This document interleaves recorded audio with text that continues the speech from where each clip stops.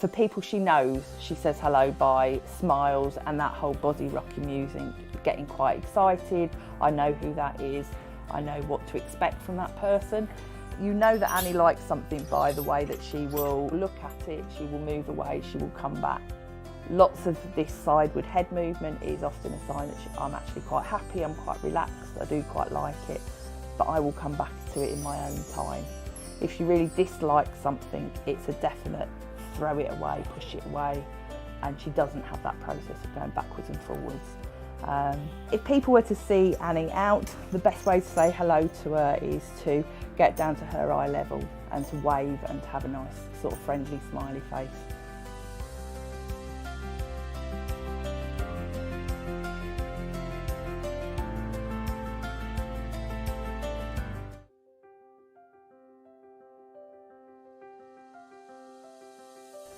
Hi Dan, it's Kim. What things make you happy?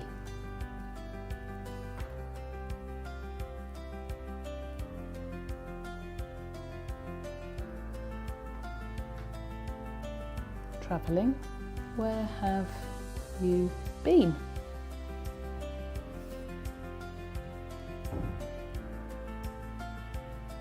I have been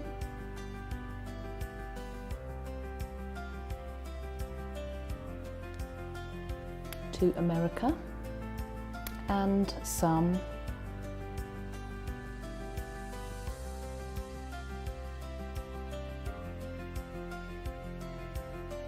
European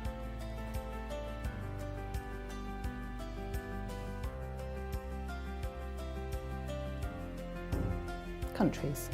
If someone saw us in the street, how would you like them to say hello to you? By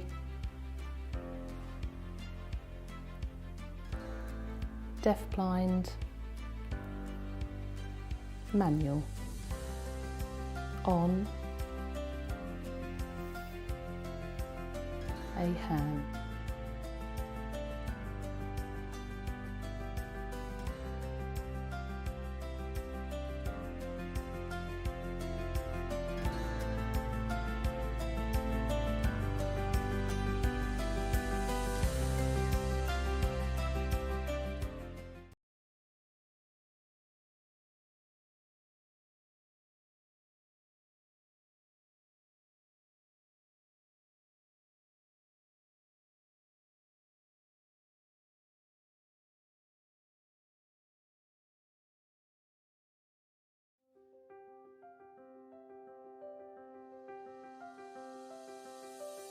Hello, my name's Jenny and this is Libby, and I am Libby's intervener, and that means that I help with Libby's communication.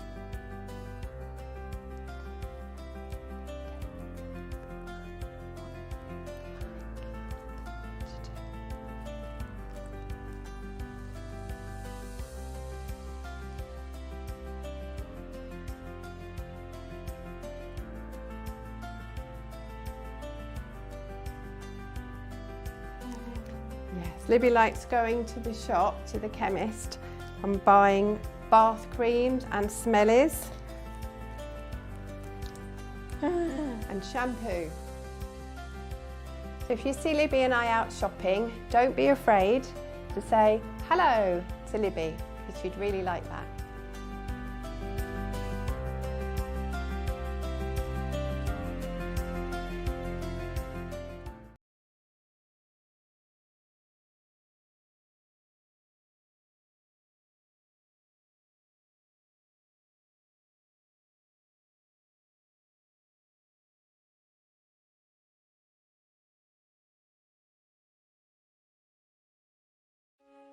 My name is Emma Blackmore.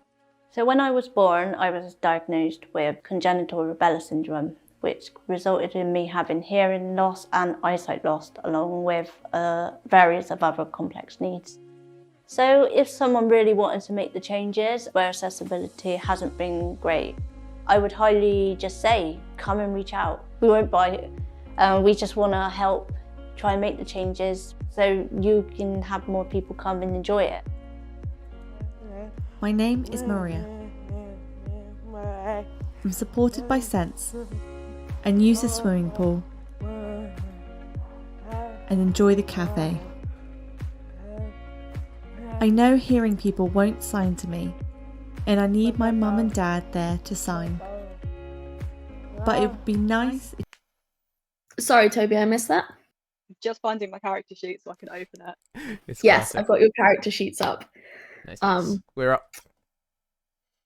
Awesome. Okay, so welcome to Skyfarer, which is a tabletop roleplay game set in the Sunless Skies universe, which is a game by the Fail Better group. They also did Fallen London and Sunless Seas. Basically, imagine a world where London has been dragged up into the skies and you're exploring the high wilderness, on a flying locomotive that takes you through all kinds of weird worlds and cosmic horror. The way you play this game is pretty simple. You have 4 stats, which are iron, mirrors, veils, and hearts, and that will be explained as we go into it. You roll a d10 and you're trying to beat a DC, which is from anywhere from like 5, which is average difficulty, to something that's like 10 for a nightmarish challenge. All of the players have qualities which they can tag, which will give them an extra point, either a positive or negative, depending how the quality applies. So, for example, if you have a no-nonsense character, in some situations that's going to be a positive, in some situations that's going to be a negative. So that's how that works. They also all have roles on this giant locomotive that's flying through the sky. So I'm sure they'll introduce themselves momentarily, but that can also let you roll an additional dice. I feel like I'm talking too quickly. I'll try and slow down. And when they fail, your peril increases, which is a stat to indicate the horrors of this world that you're experiencing. The next roll you make, if you roll underneath your peril, you are in danger. And that means you are kind of written out of the story until one of your friends, one of your crewmates can save you. This could mean you've gone mad, you're injured, you're too angry to talk, anything it could be, but you're in danger. The way you get out of this is you spend tenacity, which are points that you can spend on a point-by-point basis to lower your peril until it gets underneath the roll you rolled. It permanently lowers like that, and there's also moments in the game where I'm going to decide it's gotten a bit less stressful and your peril will lower. So those are the 2 ways that you can lower your peril in the game. The way you get tenacity is all the players have 2 integrities, 2 things that are essential to their character. When they act in the manner of those integrities, I get to roll a dice, which will be either D3 or D6, and you get points to tenacity to spend. It's a little confusing. It'll make sense as the game goes along, but those are pretty much all the mechanics. And hopefully I will do them correctly, as now I've explained them. That's the downside of explaining things. You can't just make it up on the fly. You've told them all the secret now. Yeah, well, it's fine. I will try and remember all of these. Oh, one thing I always forget is your engine also has qualities. So in this case, the locomotive is noisy and capacious, which are things you can either a positive or a negative depending on the situation as well. Okay, so shall we just all go around introducing your character and then we can get started? So, Jaden, do you want to go first because you're top of my screen? Sure thing. Hi, I'm Jaden. I'm going to be playing Zachariah Pennyworth, the mysterious and grizzled signaller of the engine, a person whose responsibility is to communicate with the other engines travelling around in the heavens, and also sometimes the mysterious creatures that come into contact with it. Sounds good. Molly? Hi, my name is Molly, and I'm playing Viktor Kalashnikov, the headstrong and striking first officer of the. Oh, the ship is called. I keep calling it a ship. It's not a ship. It's the That's when engine. you play too many fantasy games, and now you've got to shift to steampunk, and you've got to start calling it a locomotive. The locomotive is called Mariana's Vice. Mariana's Vice. Okay. Yes. Your captain is called Mariana Angelos, and we will get into where she is at the moment. You named the ship after herself? Yeah, I thought it was a little conceited, but then I thought about her as a character, and I was like, no, she'd definitely do that. Okay, and I should probably have asked you to introduce what you look like as well, but we'll go back round again. Toby, what's your character? I'm playing Carver Warren, a naive and book-smart engineer. Awesome. I hadn't actually thought about what he looks like, so we'll come back to me. I'll have a think. Yeah, that's okay. Jaden, do you know what your character looks like?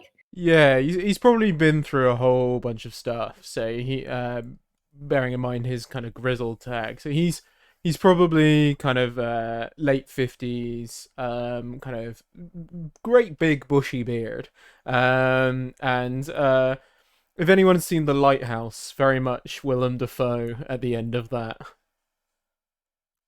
Yep, I can see that, and I think that's very fitting for the universe. Molly? Victor is a tall, quiet, muscular, blonde, slick back hair. Yeah. No Okay. facial hair. A little bit of facial scarring though. It's hard to Captain Carver, distinguish that. your classic nerd, quite young. I think this is probably his first job out of engineering school. Was he gone to school for that, or apprentice to someone? Mm-hmm. Yeah, However, he's got the thick rimmed glasses. Very classic. Okay. I like that. I like the contrast. Okay, so and I should also just say the content warnings before this game are madness and mind control, cosmic horror, and starvation.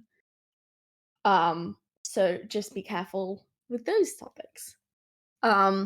Okay, so I'm gonna read out the little bit of introduction that I gave everyone when they were signing up to this campaign, and then we're gonna just jump in.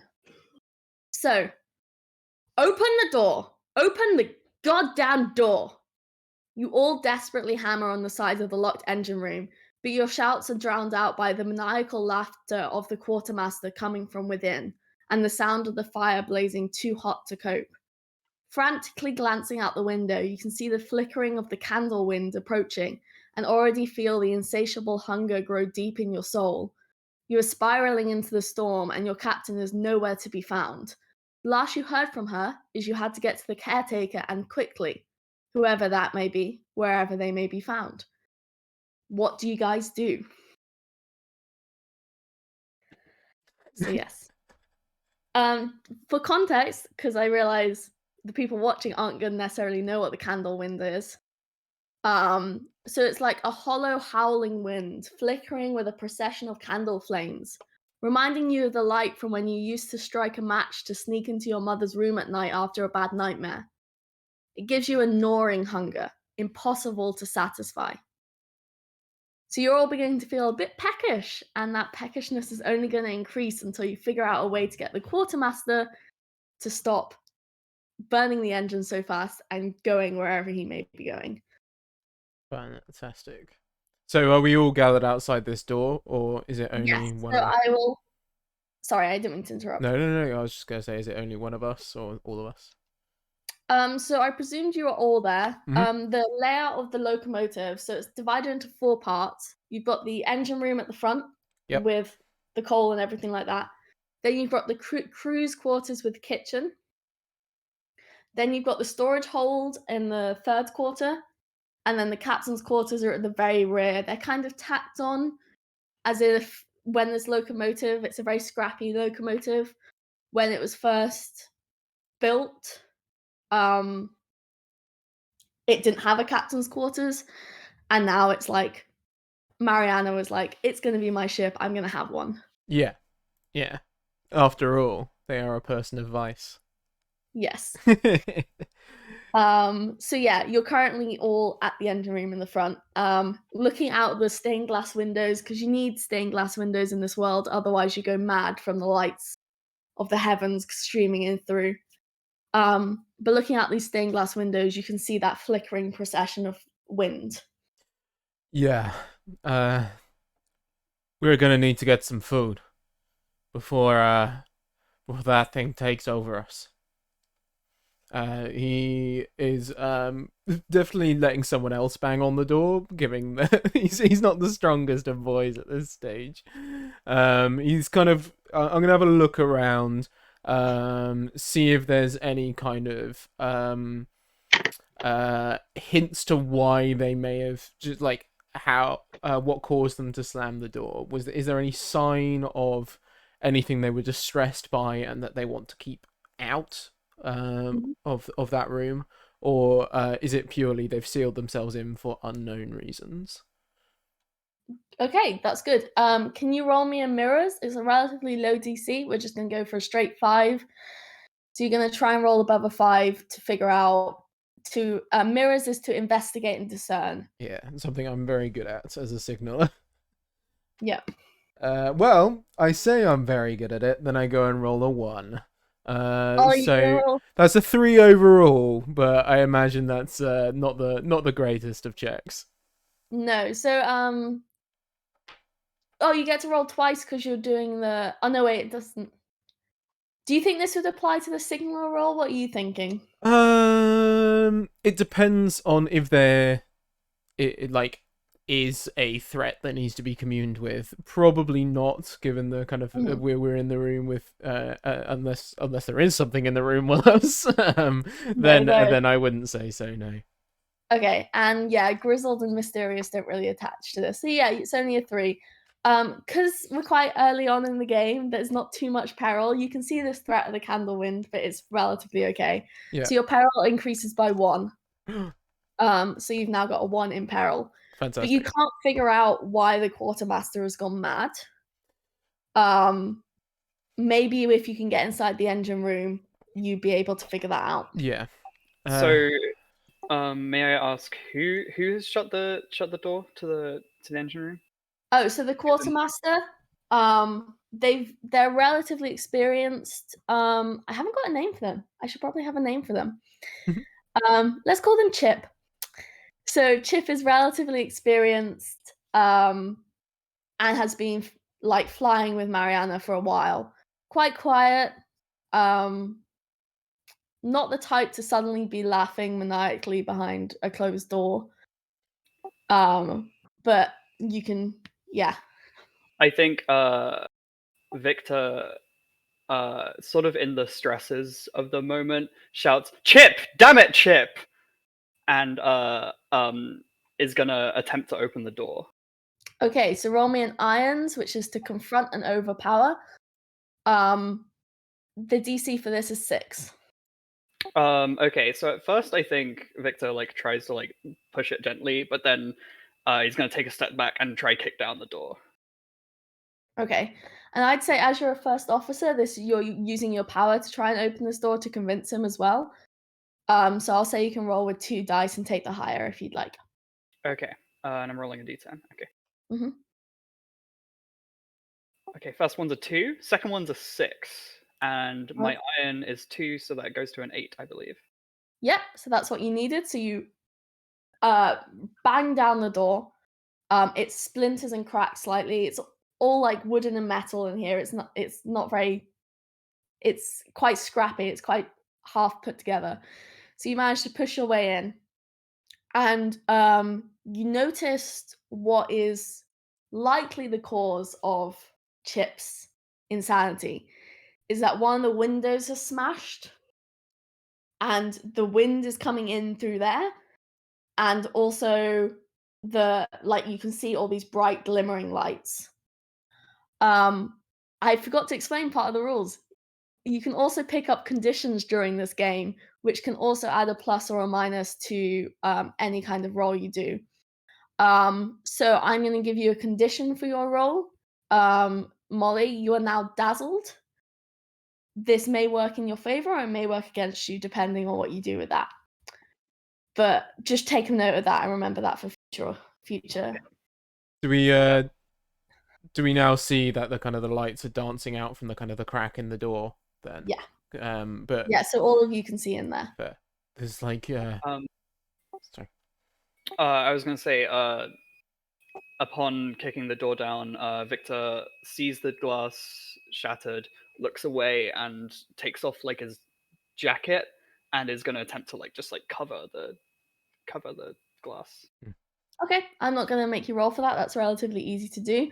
And you notice Chip goes from being like,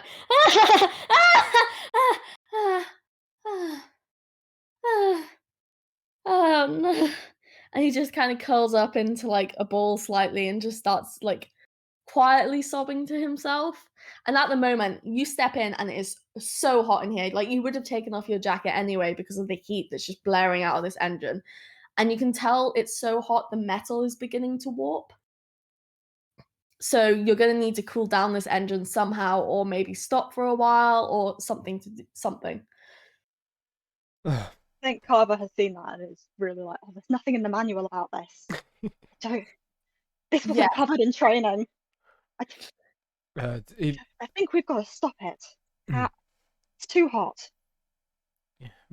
First, I'll find something to cover up that window with permanently. Let some hands be free.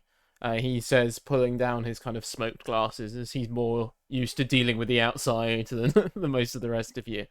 I'll find some boards or some planks or something. You try and get the engine slowed, maybe turned away from the wind. And he'll head off kind of into further down, more towards the hold area. See if there's any kind of resources that I can use to kind of jury rig a like a permanent protection against over this window, whilst my colleague is covering it up. Yep. So you enter into the storage room to do this. There's what you're looking for is there's just some crates. You can very easily dismantle a crate and then hammer it in place. Like you have the equipment to do that. But you do also notice Captain Mariana Angelos is currently sat in the storeroom. So you last saw her a few days ago, striding through the locomotive, and she was ripping up her contract for delivery from New Winchester, which is the port where you all set out from, to Polymere's and Plenty's Inconceivable Circus. It was a delivery, just a standard delivery as far as you guys know, but she doesn't seem to care about it anymore. She's ripped it up, and she stuffed the contract in her jacket, like she was padding out her clothes. And you find her now in the storeroom, and she's curled around her this object that's covered in a blanket. It's about the size of a human head. And she's just muttering to herself as you walk into the storeroom. Concerning descriptors there. I'll as I'm ripping apart one of these crates, to kind of rig up some shutters or something like that. I'll say to the captain, Captain, are you all there? There's been a breach of the hull. We need all the we need all the hands we can get. The caretaker. We must get to the caretaker, and as you look at her as she's saying this, she's kind of like head tucked. She's just.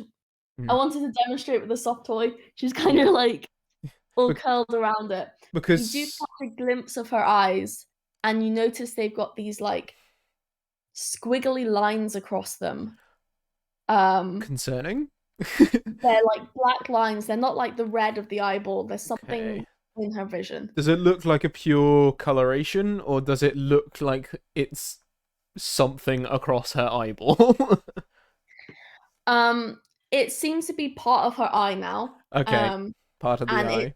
They're all black lines, and they're squiggles.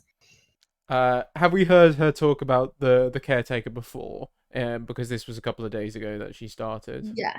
Okay. So when she ripped up the contract, she'd started on this muttering of being like, we need to get to the caretaker. Yeah. Captain, we're trying to get to them. We need all the help we can get. Okay. I'm gonna ask you to roll a heart to convince and endure.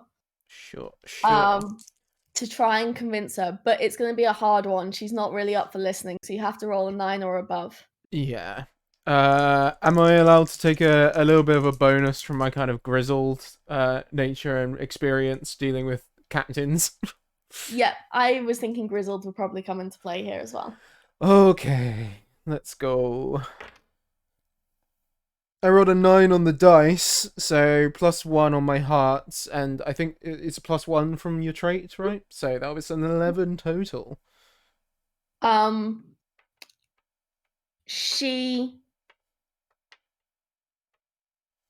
looks at you, and then she looks back at this thing that she is holding, and she was like, she stands up as if to help you.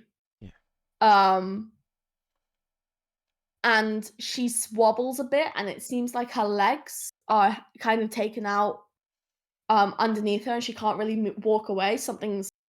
You can't quite tell why she's like this. Yeah. But she does help you dismantle the crate and gets you some hammers and nails, like crawling around on the floor before she goes back to curling around the egg. So she's not completely out of it yet, but she's definitely not in the position to be a captain. Yeah. Thank you, Captain. I'll be back for you. And I'll take this to the two young'uns running, actually dealing with the problem instead of the captain. Yeah. So, what do you guys want to do? How are you planning to calm down this engine? Or do you want to try and find somewhere to stop? What are you guys thinking? Okay. In the meantime, Victor has asked someone to go take Chip to, like, is there an infirmary on this ship? No, it's a very small, very ramshackle thing. You could take them to the crew's quarters and put them in bed. Yeah, and finding someone else to sort of fill in for Chip's job in the meantime. Okay, I'm not going to make you roll for that. You've got a bunch of crew who are all stood around looking for direction, and you're the first officer, so they're going to do what you say. Right. We need to get this engine cooled. Carver is desperately scrolling through reading through this manual. Just, I can't find the engine cooling section. Yeah. Laura, think on your feet. Do you know anything? You said it needed to be stopped, right? It's too cool. Yes. Yes. So you could use up water if you wanted to use up some supplies to cool it down that way. I'm giving you this for free because you are the engineer, so you would know this. Okay. Or you could just stop it and just find somewhere to stop. It's your call. Okay. Well, water cools things, and removing the source of the heat, stopping the engine, that would all work, I think. Where's the nearest station? So, it's as you say this, Victor, that you turn to the navigator, and the navigator stood there kind of sheepishly. And she kind of she pulls back her hair and she tucks it behind her and she's like, well, we left New Winchester and we're arriving somewhere else. I may have got a bit lost. I'm not quite sure where we are right now. Boy, the judgments. Lost? I mean, it's the heavens are very difficult to navigate. I know we're somewhere. I just realized you can't really use north, east, southwest when you're in the heavens, but I'm going to do it anyway because I can't think of like a better way to solve this problem. Like 3D polar coordinates. Yeah, I'm not going to start talking longitude and latitude. But she knows she's roughly westward. But she doesn't know where the nearest station is. If someone wanted to take a lead on helping the navigator, you could have a look around. or you could, yeah. So it's your call.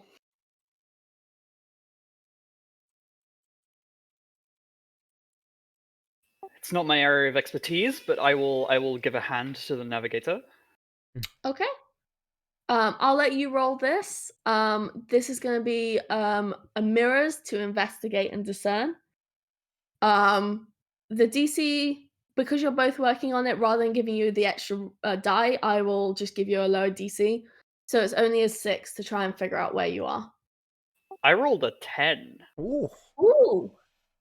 So you look out the window with the stained glass window and you consult all your different there's a really fancy Latin originated word for the technology that is used to navigate locomotives, ships, but I don't know the word.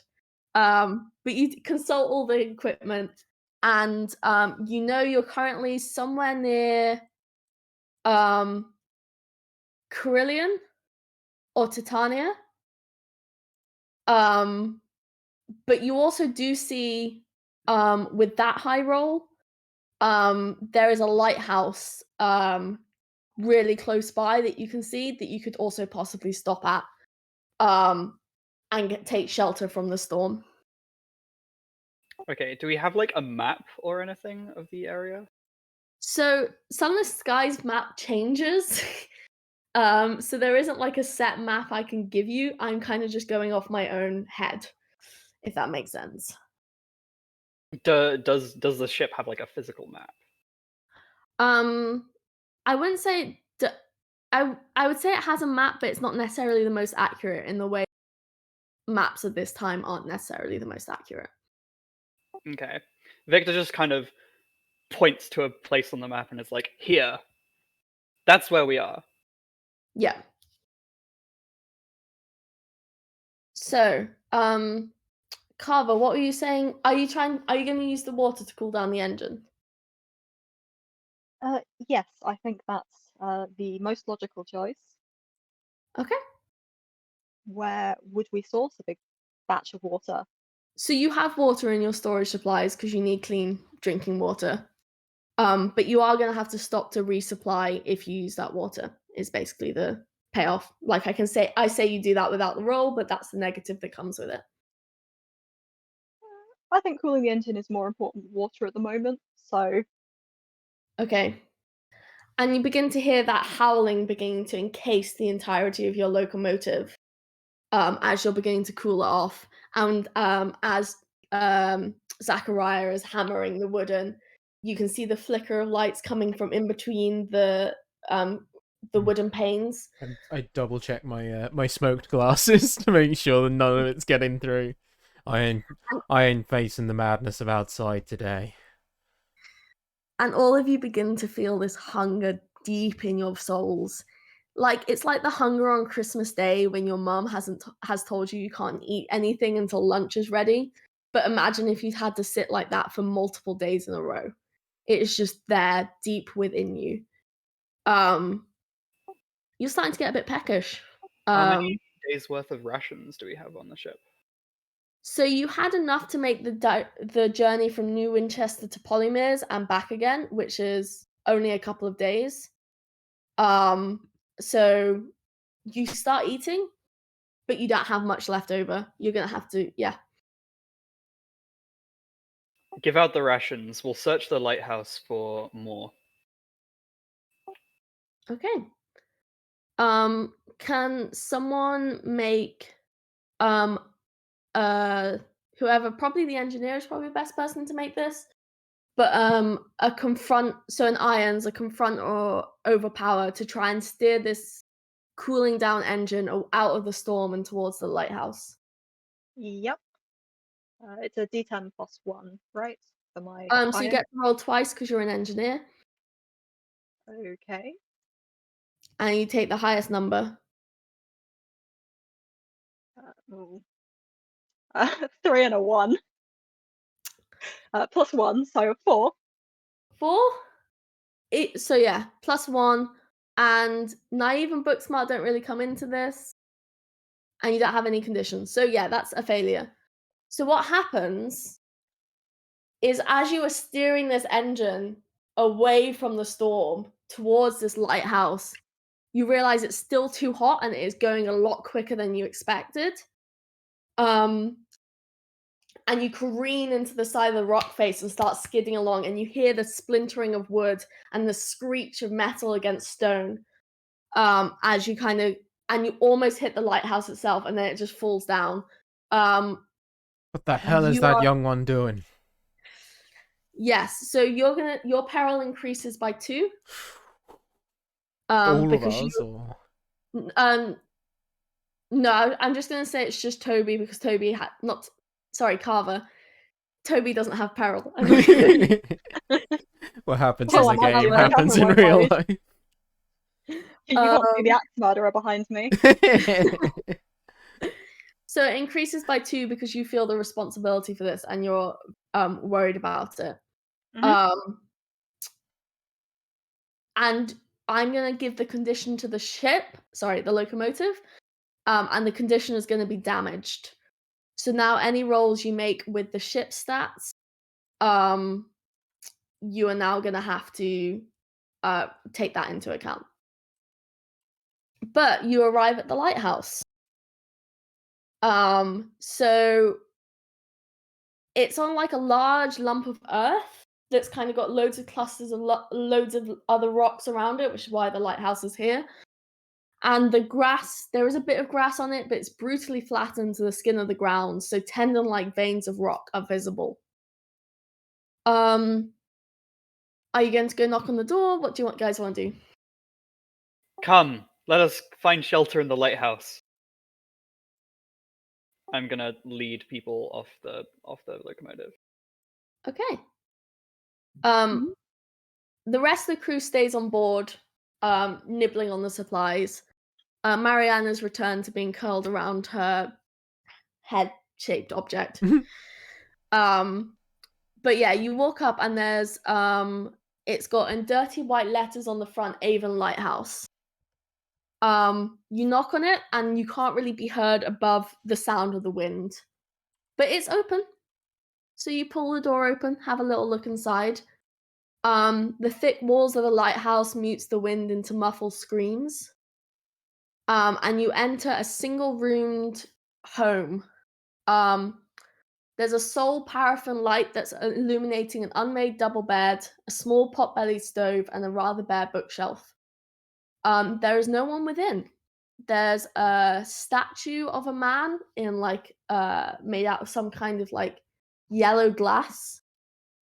And then there's a desk covered in paperwork, an open trapdoor, and a book face down on the floor. There's also some stairs going up into the lighthouse. Well, that's not concerning at all. I look at the first officer just for a little bit of permission just to explore briefly, and then. Sorry, go on. No, just. Search the lighthouse for supplies and any. What do you call someone who works at a lighthouse? Lighthouse keeper.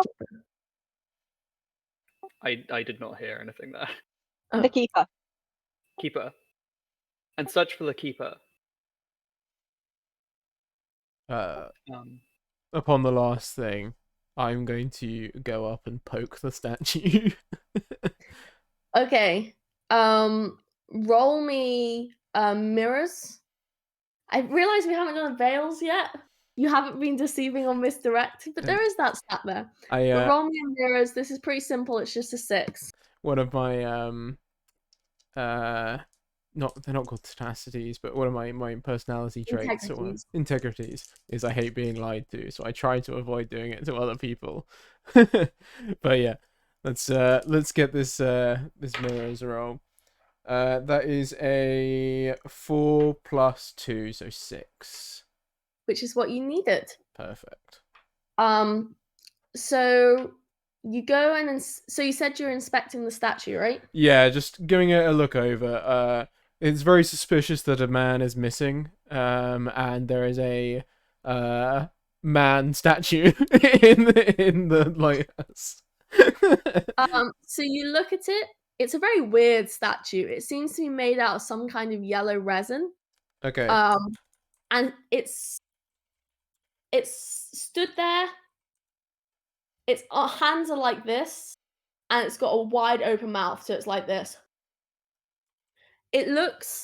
It's carved in tremendous detail, right down to the wisps of a whiskering mustache.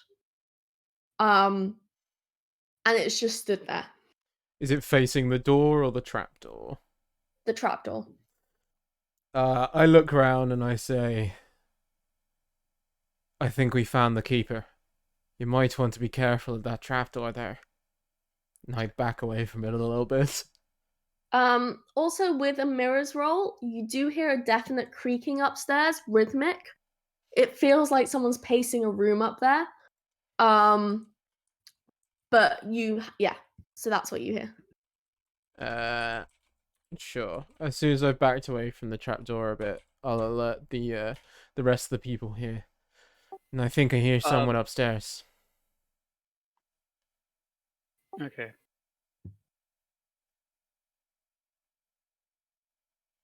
Victor will close the trapdoor gently. You close the trapdoor. For some reason, that actually helps mute the wind a little bit. There is something down there that kind of maybe led out to outdoors, but it's closed now. Okay, and is there some sort of furniture that can be placed on top of the trapdoor? Is it one that like flips up, right? Yeah. So yeah. Then something that can be placed on it so it doesn't nothing can come up. Yep, so you move the little chair. Okay. Good thinking.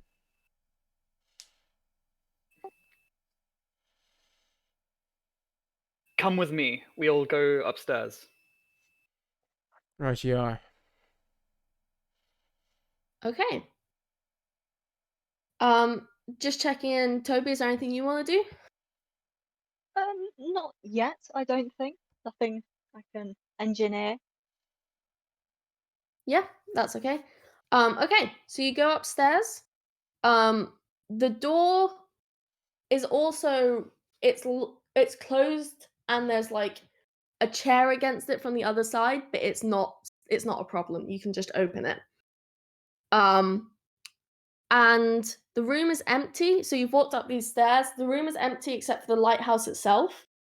There is a small side table on which there is a spoon tarred red laying next to a gramophone that is reluctantly and barely audibly churning out a cheery tune. And then next to the table, slumped in a rocking chair, there is a thin woman. Her eyes are glazed over, her skin is graying, and neither of these noises seem to be the source of the pacing sound that you heard earlier. Has that now stopped, or can we still hear it? No, you can still hear it. All of you can hear it. There's something pacing. Is the pacing upstairs? Where is it directionally? It sounds like it's in the room with you. Okay. That's concerning. We can't. Okay. The lady, is she looking at us, looking away from us? So she's literally just slumped. She's got the spoon of the honey, and this is just general knowledge you'd have when you inspect the honey. This is something you all will have heard about by trading and working.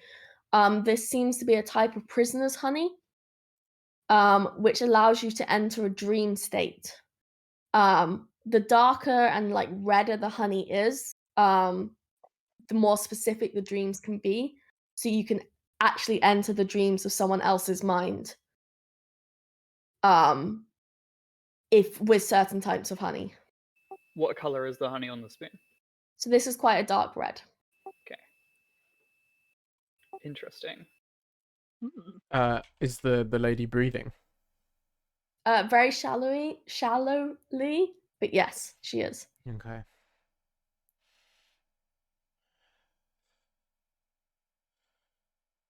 And we can still hear pacing? Yeah. Is there a way to sort of like triangulate where exactly the pacing is coming from in the room? It seems to be walking around the room. So you're Around. getting that. Yeah.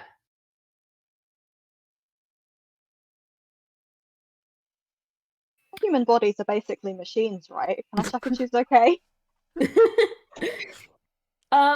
She does. Well, she seems like I don't know how to describe this, which is it's bad because I'm running the game and I have to describe things. But she seems to just be like comatose, in a dream state, from what you can tell. I'm not going to make you roll for that because Mhm. you roll if there's a failure would be interesting, and that's you just not know if you failed that, so it's fine.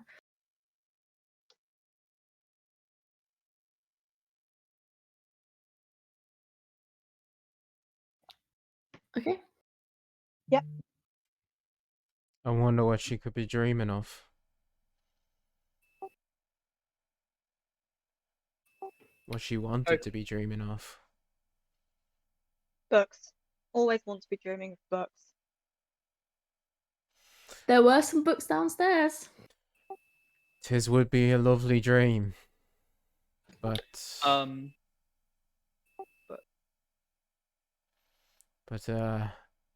I doubt it'd be anything that pleasant. He looks towards Victor to carry on.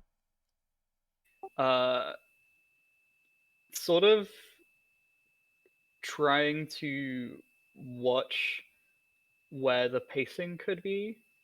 Victor is going to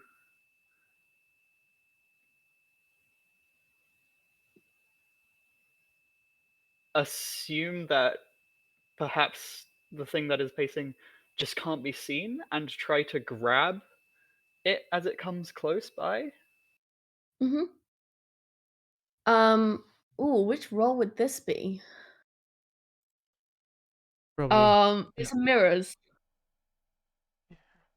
Because it could be mirrors or an iron, because you're trying to confront this thing, or you're trying to investigate this thing.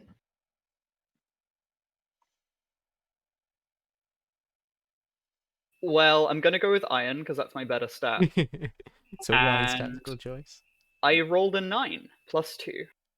Okay, and I would have given you a benefit for dazzled because this would actually help in this case. As you reach out, you feel something kind of wash over your head, kind of like when you stand up too quickly and you get a bit of vertigo. From that roll, you discern that this something is not necessarily in the same plane as you. So the pacing could be from the dream plane. And as you try and enter that plane so forcefully with your irons, you kind of almost achieve it just because of how strongly you tried. This goddamn lighthouse is haunted! You think it's a ghost? It's a ghost. I look in confusion. Well, if it's a ghost, I'd rather it be one of the ones that don't harm us. And this one just seems to be having a nice walk.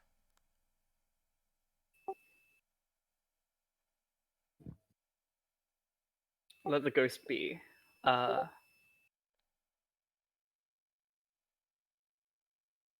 Watch the woman. Rest of us, let's go back down. I'll nod, assuming you were speaking to me. And... sort of commanding just the group that's up here, I guess. But... If you want, you can say another crew member came with you and can watch it if you want to go and explore as a party elsewhere. Yeah. I'll come downstairs with the rest of you. Mm-hmm. So what other crew members have we got? Let's say you made the gunner. And he's like, there's no guns here. Oh, fine. Should have brought your own. He like reaches down into the side of his shoe and he pulls out like one of those really tiny pistols. He's like, always prepared. At least we'll hear you Think from a that'll way help with off. ghosts. Sorry, carry on. Not sure a pistol will help you with ghosts. My pistols will. Okay. Belief So you like go that. back down into this tiny little room with the fire, and the fire's still flickering. But it's still going.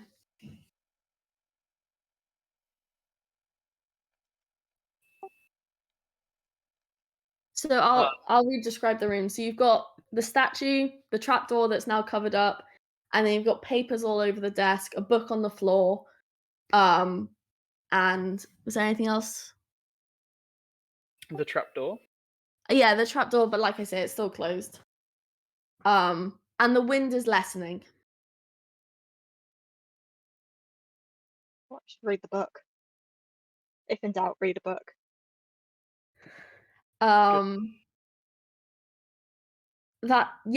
Okay. So picking up this book, it's a journal. It's filled with handwritten notes. It's like in a rough and foul-smelling leather. And it's a journal of someone called Bartholomew Flint, who is the lighthouse keeper. And he only writes in a few sentences at a time, and the entry is a jarred and unsettling picture of what life must have been like living here. But it does mention people who pass through, and it's easy enough to pick up on there's some kind of he does some illegal smuggling. So he has some stores for tackities and stovepipes, which are like two factions in the Reach on different political ends of the spectrum. Best way to describe it is the tackities are like Americans fighting for independence. They're colonizers who settled the Reach and then decided they wanted independence from the Queen Victoria. And then you've got the stovepipes who are monarchists. They're loyalists to the Queen and they're fighting against the tackities. So he's been actually smuggling for both sides. And he talks about that. He does mention the Caretaker. And the Caretaker who paid for directions on the way to Polymere and Plenty's inconceivable circus. Giving a vial of jailer's honey to the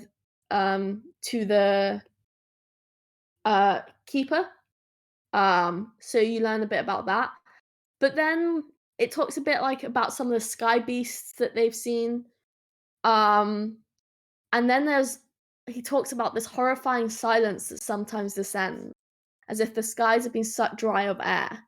And then the choir. I'd like you to make a hearts roll for me, please. You can use book smart as a trait here. But it's going to be a hard DC. It's an 8. Okay, so yeah, D10 plus book smart plus 2. Okay. Which is, I need to stop rolling really badly. I rolled a 3. Okay. So 3 plus 3, which only gets you to 6. Okay, but you're still rolling above your peril, which means you don't go crazy. You begin to hear this ethereally beautiful choir humming in harmony. Your peril increases by 1 as you hear this, because it seems so overwhelming, so strong that it feels like your skin is separating from your body as if it's floating up with the music. I'm going to give you the dizzy condition as well, because hearing this choir makes your pulse accelerate until you're tachycardic. You grasp at the papers desperately before collapsing. You don't know what the choir was singing about, but you feel bad right now. Yep, okay. I'll dash over, having kind of been nearby investigating the rest of the fallen notes. And I'll place my hand under them to kind of steady them and say, "You're right, lad. What's going on?" He's clutching his head, just. Can you hear the singing? I'm guessing no. Singing, lad. What you talking about? It sounds like a choir. It's everywhere. I'm feeling very faint. Can I snatch the book out of their hand and throw it? Yeah. Reasonably, gently, so as not to completely destroy it, but just toss it away. They feel a little bit better, but they still have the dizzy condition. Mm. You do, however, notice that their skin is beginning to yellow and they look a bit nauseous. Yikes. The jaundice. My poor liver. Instant jaundice. Yeah. It's the book of jaundice. Or the journal of jaundice. That's a better one.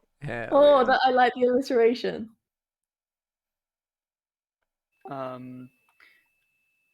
Victor will walk over to the book, close it shut, and give it to one of the crew and says, like, take this to the ship, to the locomotive, put it on, put it inside, and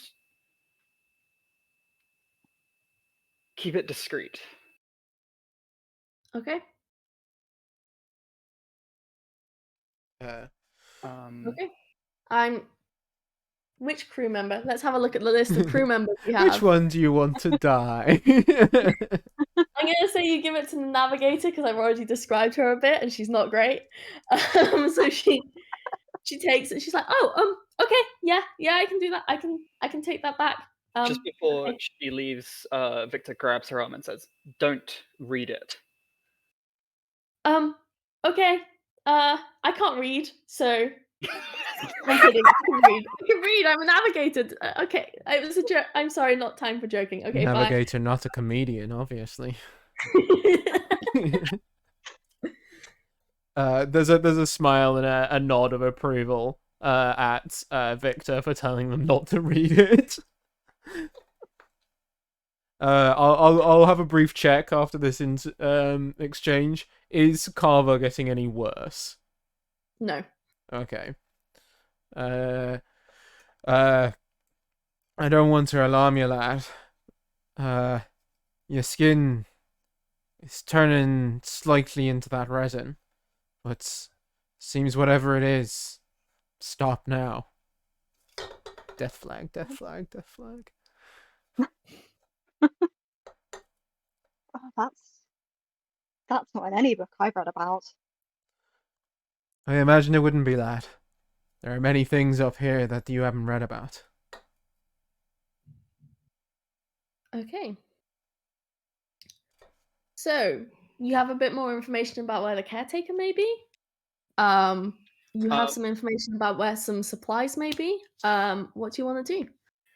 Just to clarify real quick, you said that the caretaker was in Polymeres, or mentioned they were in Polymeres? Yeah, they paid for direction to Polymeres and Plenty's Inconceivable Circus. Such a long title. Damn, Marion. If she had just gone to Polymeres, we would have seen the caretaker by now.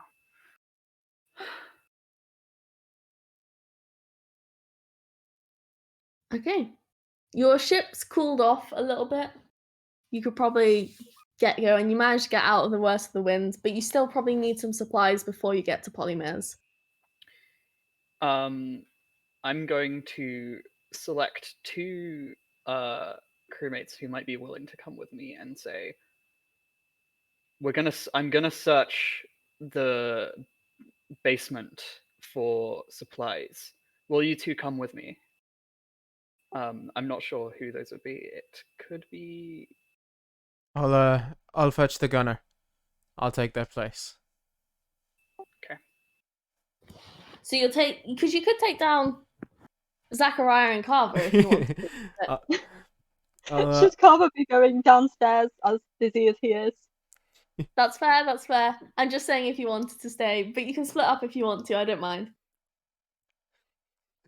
Death flag, death flag, death flag. No, yeah, I'll let the gunner go with Victor. I kind of wanted to also have a look around this kind of lady, and the honey, without the disturbance of the others as well. So that's a good opportunity to. Okay, so let's say you take the gunner and the stoker because they seem to be the most sane members of the crew you still have left. So far. So far, yes. So yeah. Okay. Where are we? Just checking my notes. So yeah, you go through this trapdoor and you find a bit of a tunnel large enough for a person to stand at full height. It probably, you don't know what could have caused this, but it winds down into the floating rock itself. It's got a bit of a breeze, and the stone is brittle, filled with hundreds of small holes. There's a sickly sweet smell that causes you to sway as you walk. A sickly sweet smell. Yeah. Like honey? Yeah, like honey. Okay. So winding your way through the tunnels, they're lined with crates. If you want to open them, you can. And find out what there is. What are the gunner and stoker's names again? I haven't got names for them. Let's go for names.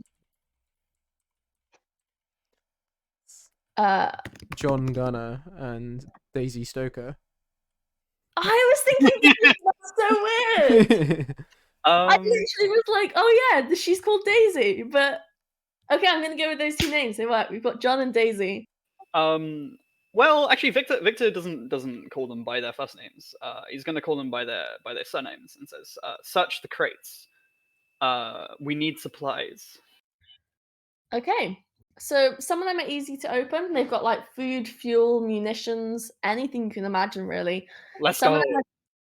Some of them are tarred shut or inscribed with sigils. Can you roll me a mirrors, please? Just a DC 6. Dazzled would work in your favor here. Dazzled would work in my favor, so that's a +1. Well, I rolled a 4 anyways, so that's not getting me.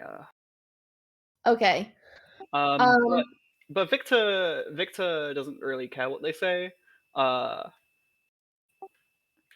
yeah, sorry, go on. Yes. So your peril increases by 1 as you begin to get kind of dizzy yourself. You begin to hear this like music, choral music coming from further down into the tunnels. You lose the dazzled condition and you also get the dizzy condition.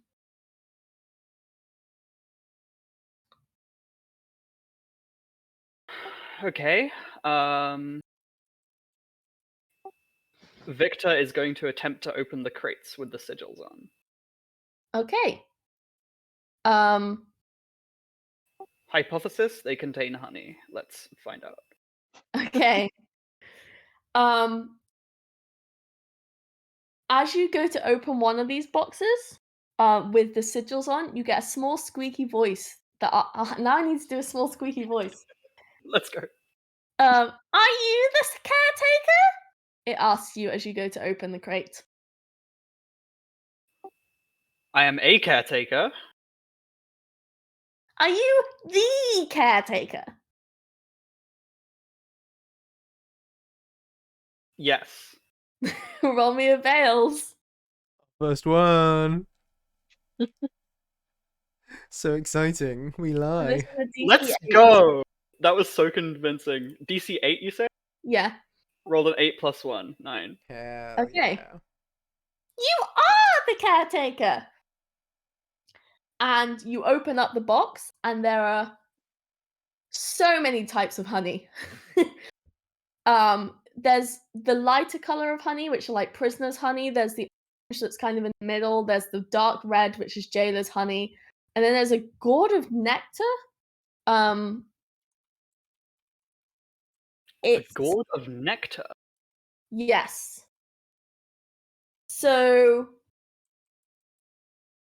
it's just a weird way of describing a container of nectar. From an unidentified creature or flower is the word I want, but you know what I mean. Is it like a dark red? Is it yellowish? This one's a very nice orange. Orange, okay.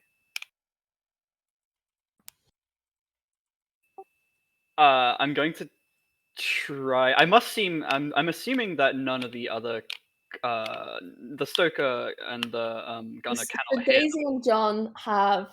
I love these. Have started to take supplies back to the locomotive. While they're not looking, Victor will close up the crate of honey and take it back to the ship. Okay. Carver, is there anything you're doing? Sticking around with Zachariah, I think. Gone upstairs. Okay. Zachariah, what are you doing? In which case, him kind of trusting Carver more to see his softer side. He kind of leans in a little bit in a kind of a softer voice and says towards the lady who's kind of breathing lightly in the chair but sleeping. So, can you hear me? If you can, stop pacing. Roll a heart to convince and endure. Is this all right to use my signaler and possibly even mysterious trait as well? Because this is. Oh, I like that use of mysterious. This is a very mysterious thing to do. Yes. Okay, I'll let you use both of those. No. But it's going to be a high DC because of the context. So it's like a DC 8. I got a 8, a 6 on the dice, +1 for my hearts and +1 from mysterious. Okay. The pacing does stop, and you see her. Her eyes flutter a little bit, and she shakes a little bit, and then she slowly begins to pull herself up from the chair, and she's like blinking. She's disorientated. Yeah. She's like, "Who are you?" You're all right, lass. We're people stopping by for supplies.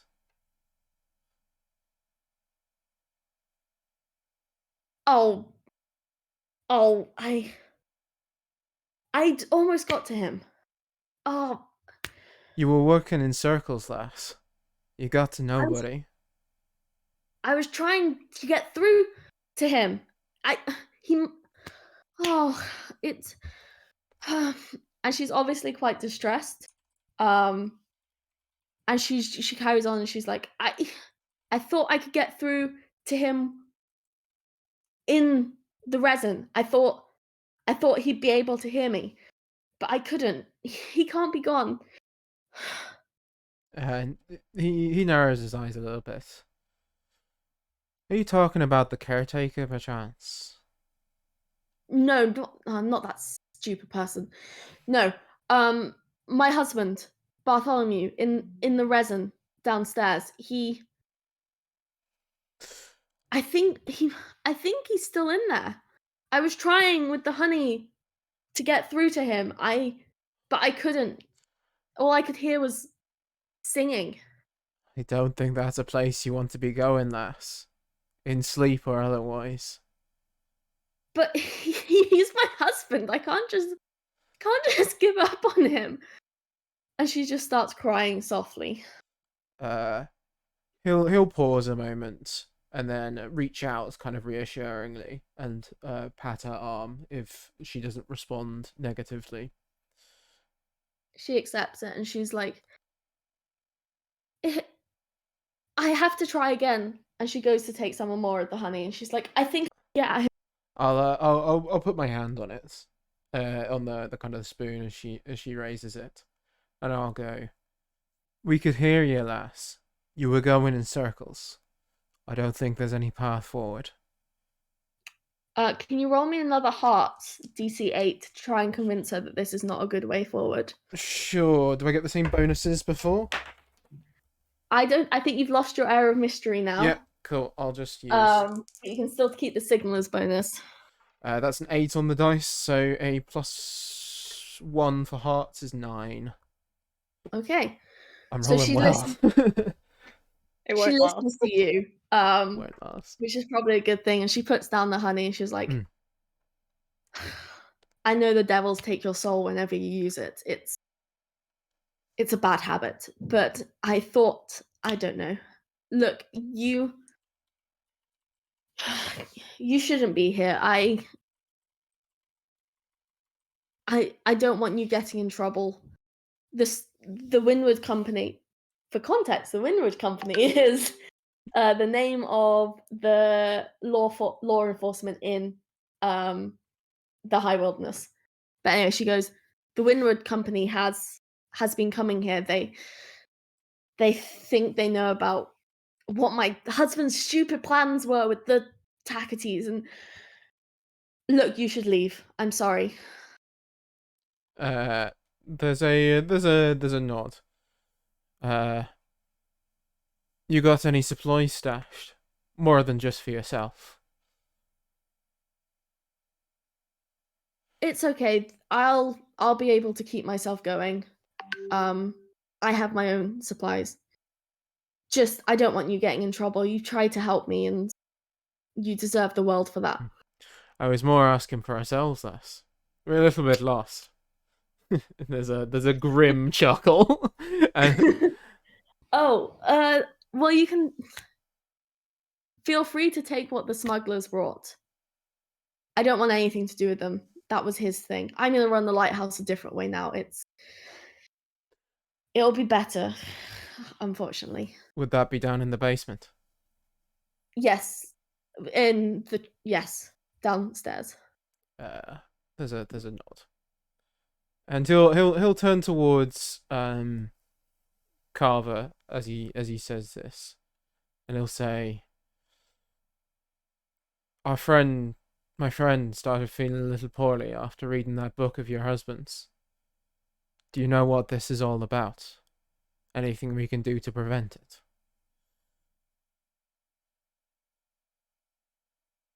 Sometimes down in the tunnels you hear a singing. The best thing to do is walk away. But my husband walked towards it, and I think it got angry.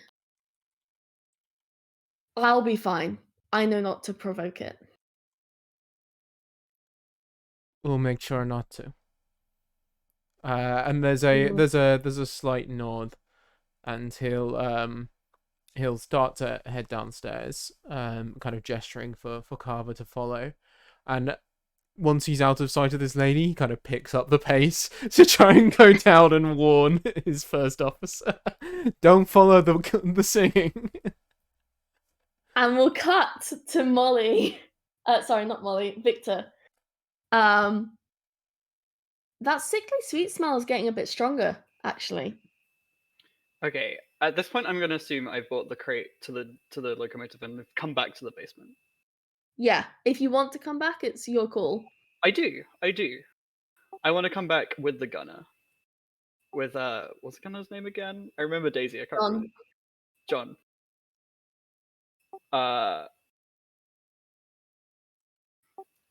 Looking down into the darkness, into the dark tunnels. Is there anything I can make out from him, just like here in the room with the crates? There's like yellow resin scattered across the floor. And you pick it up, and you see they're in the shape of tiny mosquitoes, or flies, or beetles, or spiders. There's even a mouse or two, and all of them are just little resin statues. Okay, it's gonna be really silly. He's going to take a little bit of the resin and give it a lick, a taste. Is it sweet like honey? It is sweet like honey. He turns to John and puts his arm on John's shoulder.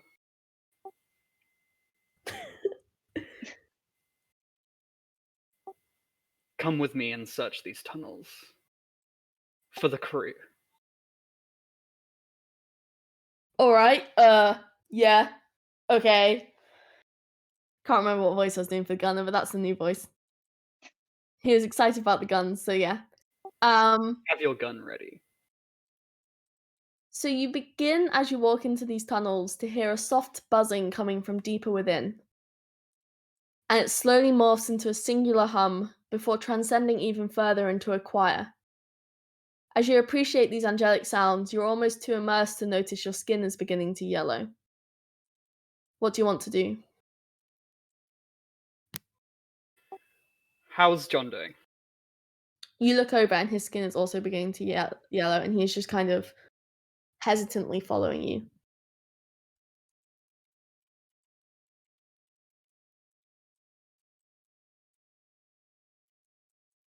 Victor considers sending John deeper into the tunnels alone. Okay. I don't think it's safe. We should return to the locomotive. He does not argue with you. He kind of looks at, and you've noticed this whole time he's holding his tiny little pistol, his little boot pistol, and he's like, yes, I'd like to go back. Okay, we're gonna climb up into like the main room. Just to see if you manage to get away from this, can you roll me a heart DC 7?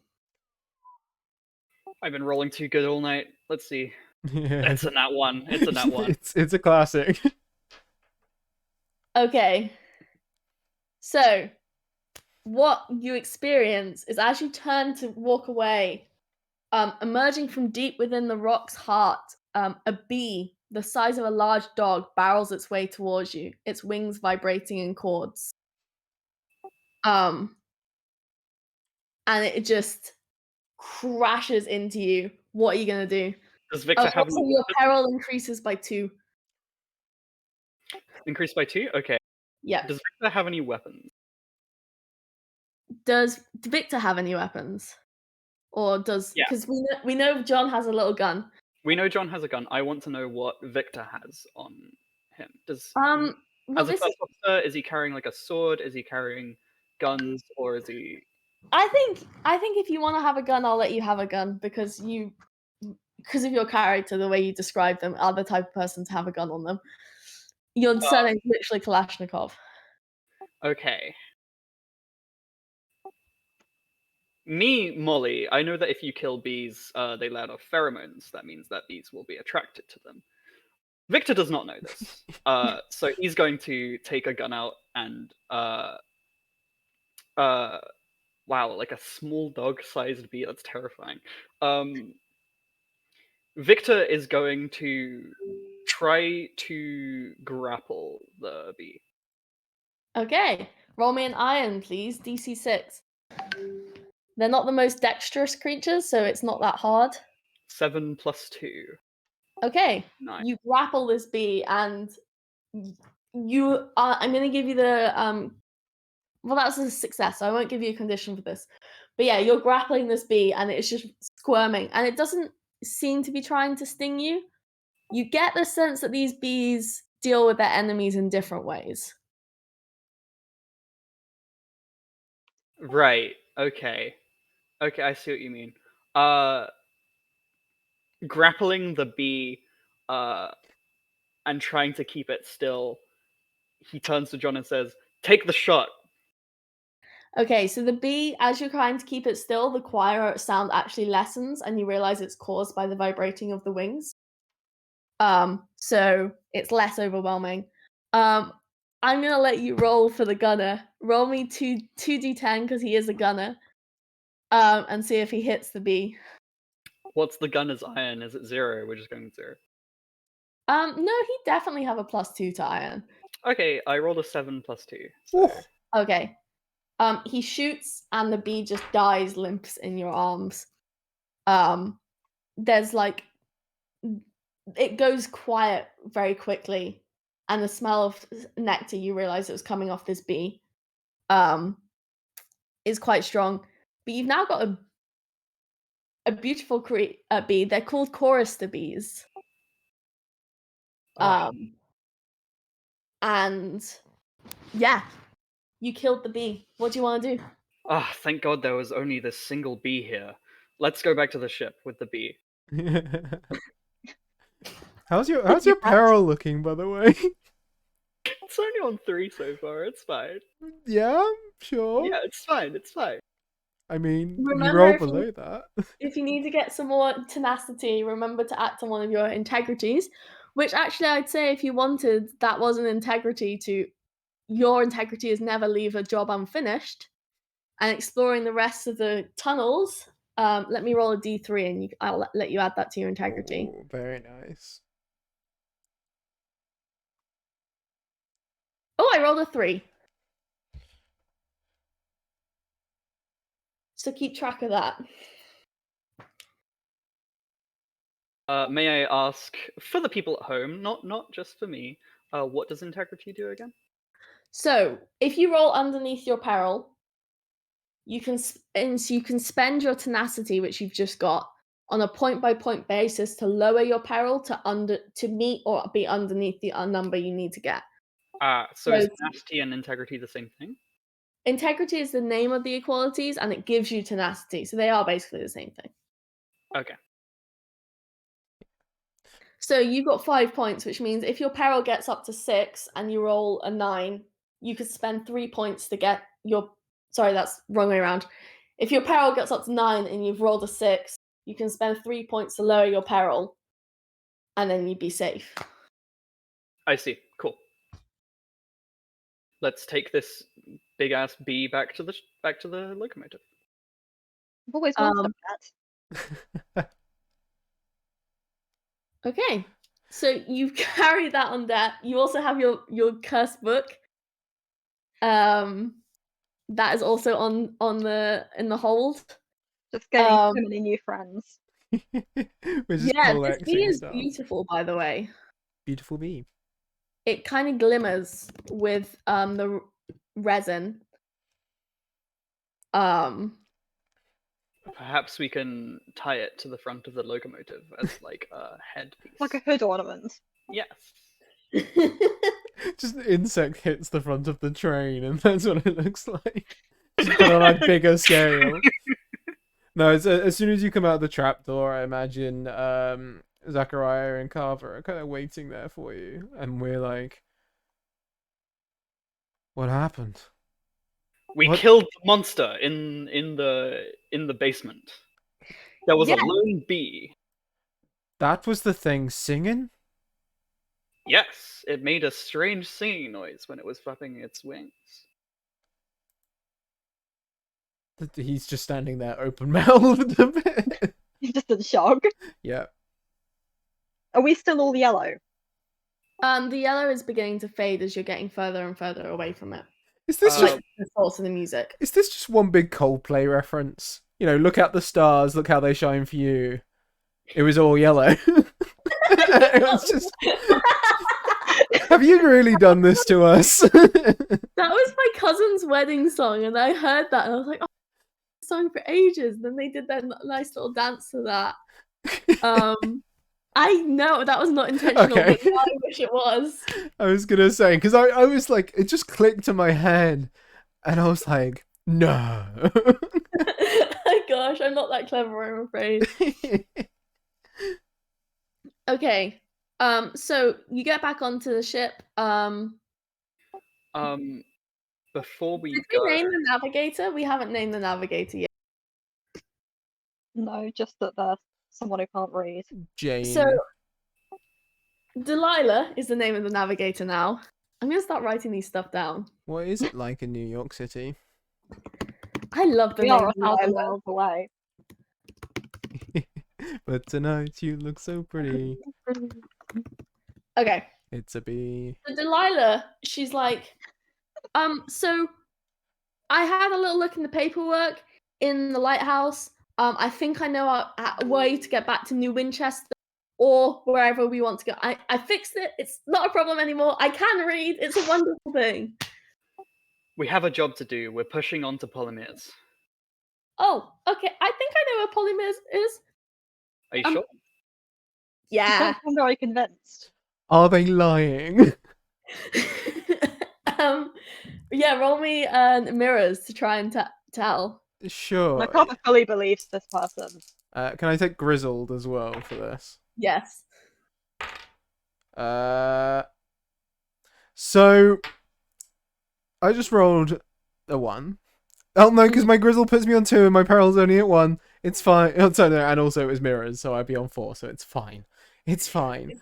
But I do hate being lied to, but I probably don't tell that they're being lied to. Yeah, so I'm gonna give you your peril increases by 1 as you begin to become more paranoid of the ship because you're not of the ship, of the crew, because you're a bit uncertain and you can't tell, and you hate being lied to such an extent that now you're feeling a bit more overwhelmed by this. But I'm gonna give you the condition convinced, because you think Delilah is telling the truth about knowing her way to the Polymeres and Plenties. Nice. That'll fill me with hope later on. Yeah. Okay.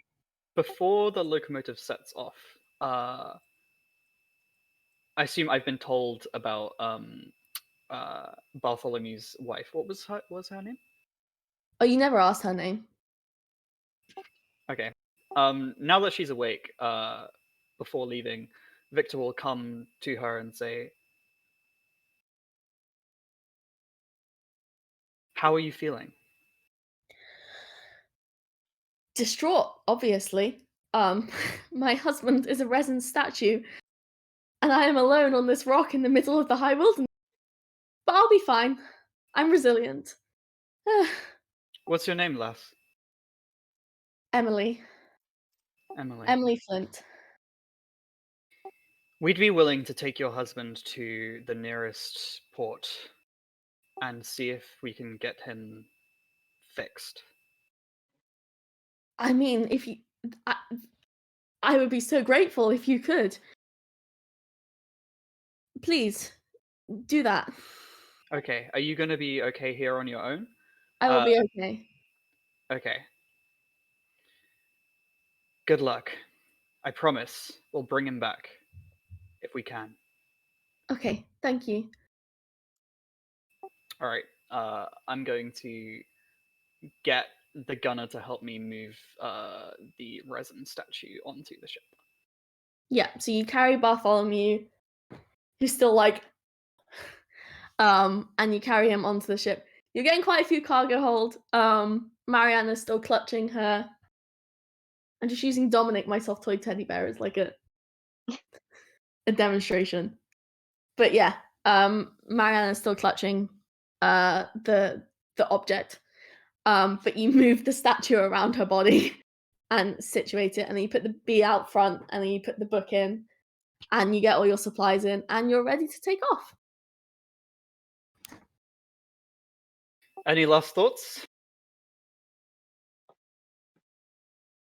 I hope this engine works. Yes, it does still have the damage condition. Okay. We can fix that. We can buff that out. It's fine. Has the storm subsided a little? Yeah, so the storm's moved on. The wind has left. Let's give the crew a hearty meal of rations before we leave port. And then when that's done, let's set off. Okay, I'm going to say everyone's peril decreases by 1 as you go flying into the sky.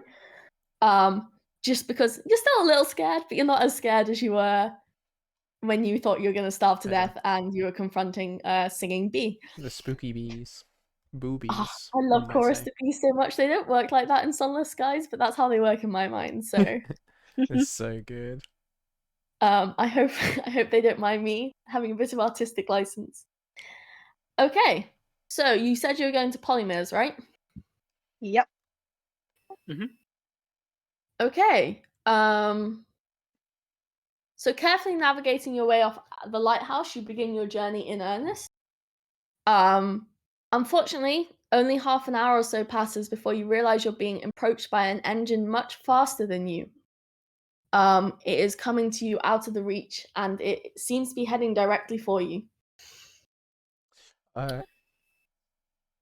Gunner, at the ready. Sorry, go on. It's the wise decision. I'll try and signal it as well. I'm not quite sure how engine-to-engine communication occurs. I imagine it's either flags or different coloured lights or something like that. I think a combination of the both in my head. I'm not sure if we have kind of like wireless fax or whatever, but yeah, I'll basically signal them saying you're going too fast, slow down, sort of thing. They signal back saying stop in your tracks. And as they're getting closer, you realize they are a local Windwood company, so of the police. Oh shit, it's the cops. We got anything that they'd be worried about? So now's a good time to remind you that the honey that's the dream honey is contraband. It does belong to the only people who are allowed to make and sell it are devils. Yes, we have devils in this world. They save your soul by entering you into this dream world, basically. But you do have some honey, Victor, and you also have some unidentified honey, which you presume comes from the forester bees. Now you've managed to piece some things together. So what are you doing as it comes towards you? Well, clearly we should obey the highway code. That's what the book says.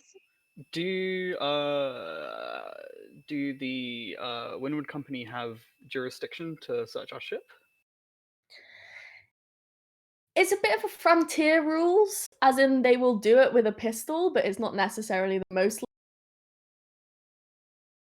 Okay. But you could definitely try and convince them it's illegal if you wanted to, and see how that goes along. That it's legal? You could try and convince them and basically be like, I don't think you have a warrant to search our ships, and you can see how that goes. Okay. Alright, we'll slow down the ship then. I'll whilst this kind of debate or decisions was going on, I'd be stalling them a little bit, saying, what is your right to make us stop, or something like that. And it's like, I imagine it's like, we're the Windward Company, we have guns. It's Yeah, you basically, that's how the interaction would have gone down. And I'll be like, the way this works in the high wilderness is they kind of come right up beside you, open up a door, and shout across the wind and the void to be like, and you see this tall, lanky man with like thick sideburns, ginger, who's basically like, we saw you leaving from the Avon Lighthouse, and we know this is a frequented passage for smugglers. Please let us aboard our ship so we can inspect your cargo.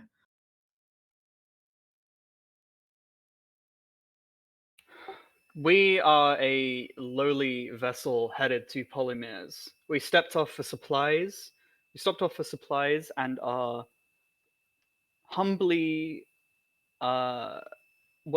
taking shelter from the storm. I do not know what you mean by illegal goods. Okay. I want you to roll me. Oh, is this a misdirect because you have the honey? I would also like to point out, I think I am the only person who knows about the honey. I did not tell anyone else. Yeah, you are the only person who knows about honey. Okay, so let's roll a veils, because we don't roll a lot of veils. And I'm gonna let you roll with advantage because first officer, you're taking control. And then you've got your veils, and the DC is gonna be 8. I rolled a 10. Ooh. +1. +1. You're good at lying. So the man stands there and he's like, well, can you just open the side door so we can have a look inside? Please. I mean, and as he says this, you suddenly hear the sound of gunshot fire into the side of the ship, and it careens and like crashes into the side of your. You get full back, and all the cargo in the ship kind of slides to the side, right? And you notice Spot hidden behind one of the rocky outcrops coming out of the Avon Lighthouse, is a tackety ship, and it is attacking the Windward Company. What do you guys want to do? I think that fully panics Carver. He's very much a pacifist. This is not his scene. Like, I think we should do what they say. We've done nothing wrong. They wouldn't do anything bad to us, right? We should believe them. I think, lad, the more important thing is they're getting shot at.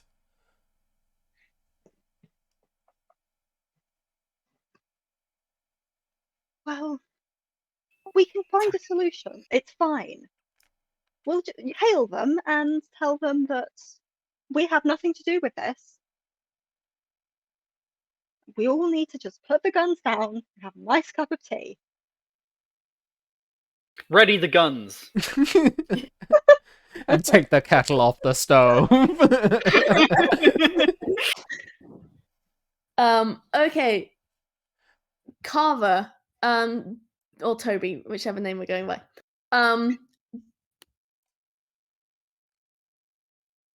I can't really roll for player v player, but yeah, if you want, I'm gonna, because you're acting on your integrity, which is I will always look for a peaceful solution. You get an extra 1 to your tenacity. Alright. As you try and convince everyone. And then Victor, who's also acting on their integrity, which is I can't remember the exact wording, but it's something to do with the thrill of battle.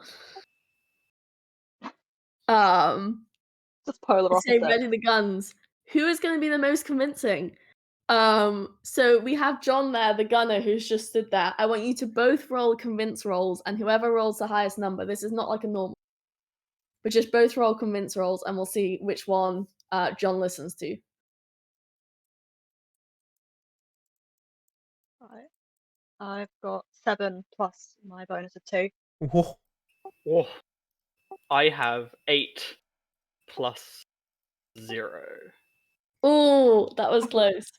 And John just kind of says, look, I love my guns. She's a beauty. She's great. But I think we should stay away from this one. I'm with Carver on this. We need to find a peaceful solution. Otherwise, there's just going to be splinters, wood, and metal everywhere. I am your first officer. You will follow my commands. Yes, but you're not the captain, are you? The captain is off duty. Yeah, but it doesn't kind of work like that. We kind of same rank. You know, I think this is more of a democracy at this point. Maybe you could put it to a vote. Yeah, I think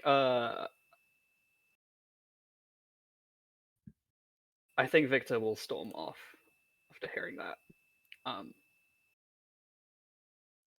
Whilst this confrontation is happening, after our ship lurched as it got hit by the other engine, I want to basically be making sure the captain's okay, because they didn't get crushed by a crate as it fell sideways.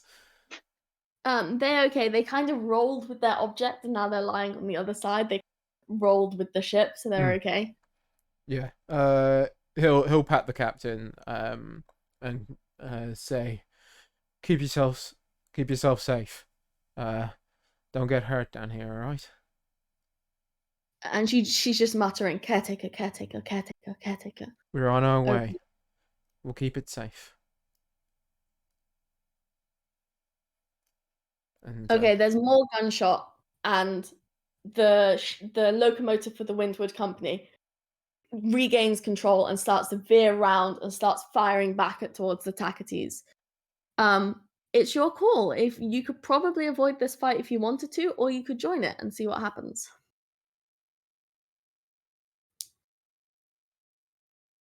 Well, Carver's vote is for fleeing.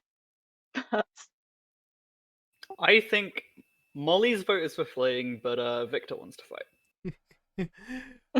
At which point, I'll kind of step around and say, and kind of look at this confrontation going on, and say, Captain wants to get there as soon as possible.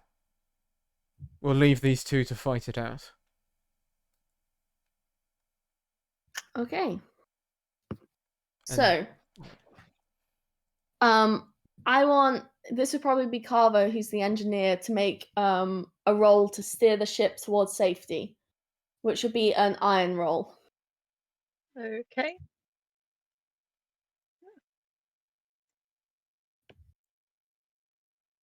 Well, 6 plus 1. Okay, I was thinking 7. I didn't say the DC. I should have said that, but I was thinking 7. Yeah. Do you have any conditions that would benefit? Oh, I am still busy. That probably hinders me, right? Oh, sorry, that did end when I said you moved away from the lighthouse. Ship's Then damaged. no, I don't. Oh yeah, and the ship's damaged. Okay, that is a negative. Thank you for remembering that. So it goes back down to 6.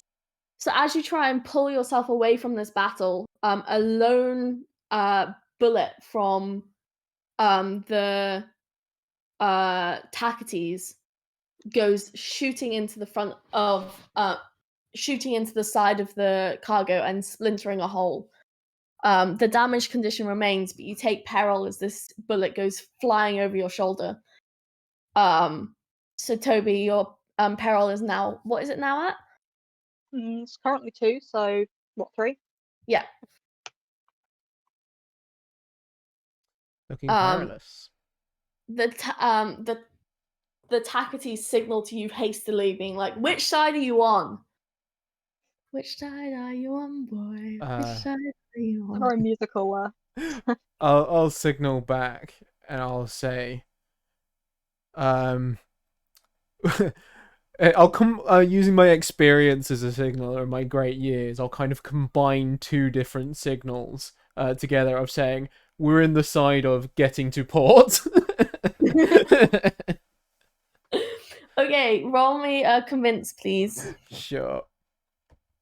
Is this alright to use signaler? As we are struggling with, so it's with advantage, but it's going to be a DC 8 because of the heat of battle, and you've not managed to get away from it quick enough. Sure.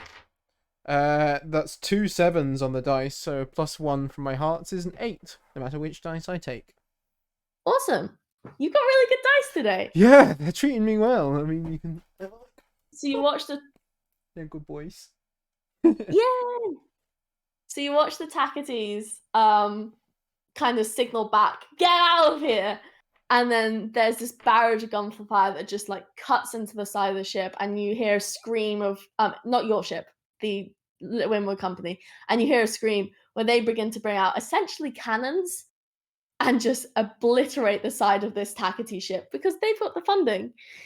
But the Tacity had the element of surprise and already did some pretty damage, and you can see that the Windward Company is beginning to like veer off towards the rocks that are surrounding Avon Lighthouse. But with all of your rolls, I say you're able to pull away and you start just taking off, booting it in the opposite direction towards Polymeres and Plenties. Yeah, after we're well out of signaling range, Zachariah will kind of walk back around to out of the kind of the signaler's booth / office or whatever it is. It's like, I think I remember in lore they're like train station operators things, especially when they're on land. So yeah, it's very much a little booth I'm in, pulling levers and stuff. He'll walk back round to the rest of the crew and says, they're out of range now. It was good thinking from y'all.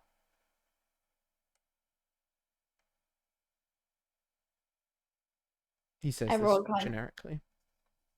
Yeah, all the crew that I command all just nod scarily and kind of go back to the rest of their business. The stoker borders up the side of the bit where the bullet came through and almost shot Carver. And Mariana is still just clutching her object.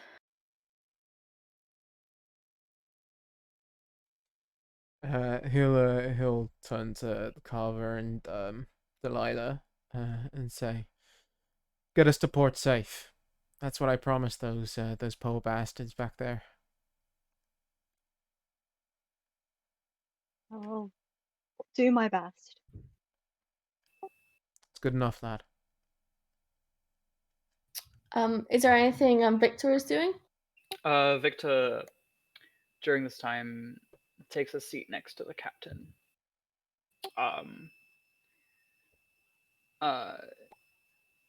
If she allows me, sort of holds her hand in like a friendly way and is, we're gonna find the caretaker soon, okay? She nods.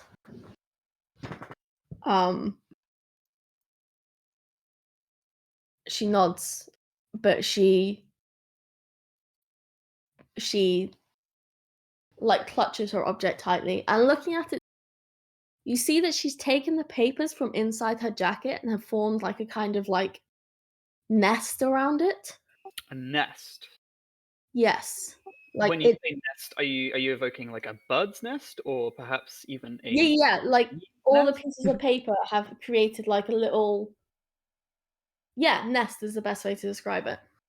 And that's like a bird's nest. It's like a yeah. Okay.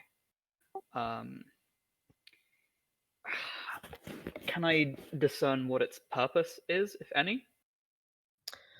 So yeah, roll me a mirrors, please. DC 8. Ooh, 9. My mirrors is -1. 8. Wow, just got it.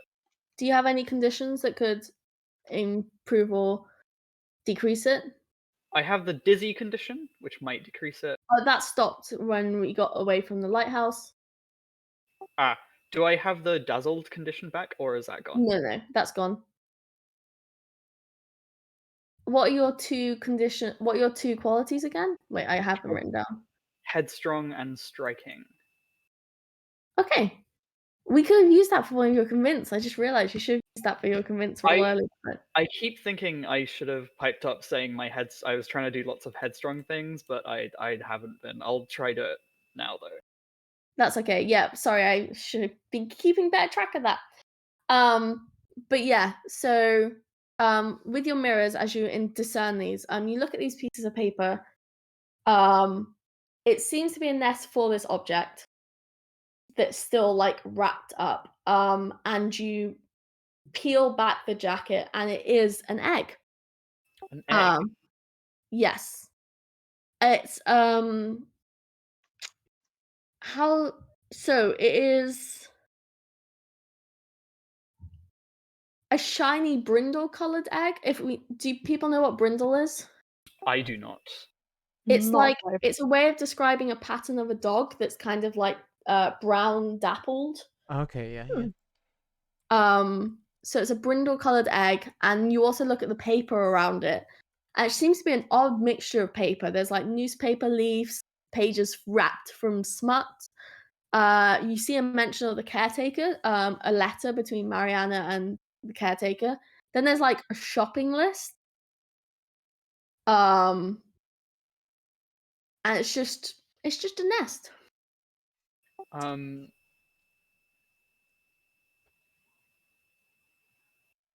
That letter, can I discern? Is it like too torn up and screwed up to like read it, or is it possible to discern what the letter was saying? You can read it. It says to deliver this package, this egg, to the caretaker. And he will sorry, they use they them pronouns. They will reward it with a grand show is the words that are used. A grand show. Fascinating. Okay. Well, I assume Marion has put the egg in the nest. Yes. Okay. Well, I'm not one to take it off her, so I will let her be. Okay. Yeah, Victor will get up and join the rest of the crew. Okay. So you leave her be, and she continues muttering, and then you realise she's words to do with the pieces of paper that are wrapped around this egg. So she starts reciting a shopping list. So where she goes like eggs, bacon, celery, and she's just saying random words to do with the papers.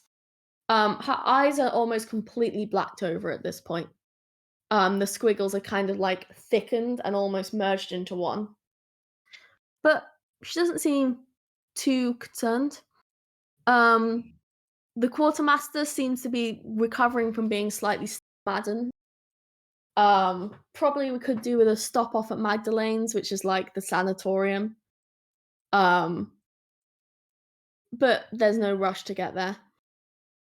And you continue your way onto Polymers and Plenties. Since we haven't got someone playing the navigator, I'm not sure. I'm just say you get there eventually. You use up most of your supplies, but that's okay. You can buy more supplies there. I'm just wondering, this would be kind of a natural time for a break, but I'm not sure how breaks work. Yeah, it sounds Yeah. good. It's a good stopping point. I'm done. Yep. I'll just ping the game chat. I think it's Alex on today. Yeah, because I don't really want to start the polymers bit and then have to stop midway through. Yeah, definitely.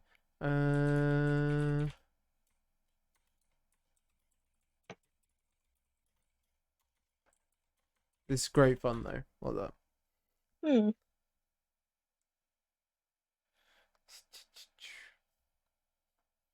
Awesome. So, I'm just waiting on a quick reply from Alex just to confirm we're going on break, and then we'll go. Cool. Yeah, we'll move on to videos then. So I will do that now. Bye everyone. Okay, everyone. Bye. See you in a bit. For people she knows, she says hello by smiles and that whole body rocking music, getting quite excited. I know who that is. I know what to expect from that person. You know that Annie likes something by the way that she will look at it, she will move away, she will come back. Lots of this sideward head movement is often a sign that I'm actually quite happy, I'm quite relaxed, I do quite like it, but I will come back to it in my own time. If she really dislikes something, it's a definite throw it away, push it away, and she doesn't have that process of going backwards and forwards. If people were to see Annie out, the best way to say hello to her is to get down to her eye level and to wave and to have a nice sort of friendly smiley face.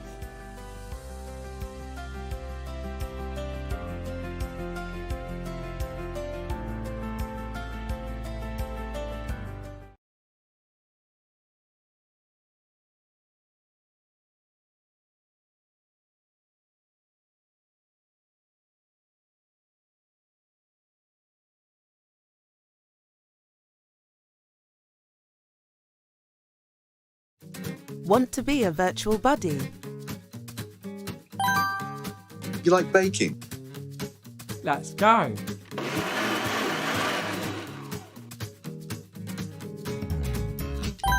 I like adventure stories. Let's read one.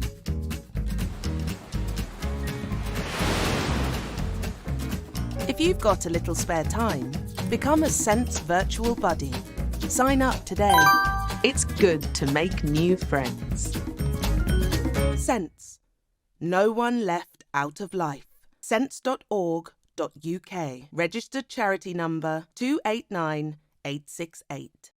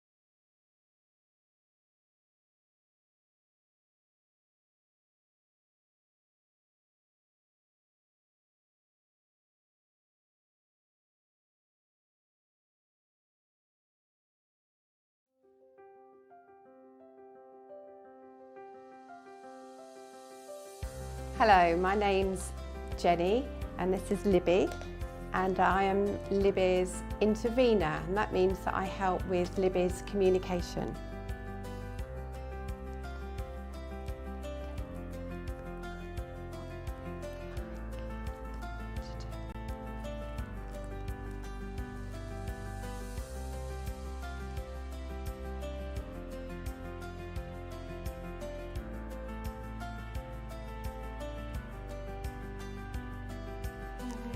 Yes, Libby likes going to the shop, to the chemist, and buying bath creams and smellies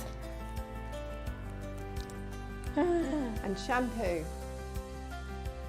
So if you see Libby and I out shopping, don't be afraid to say hello to Libby, because she'd really like that.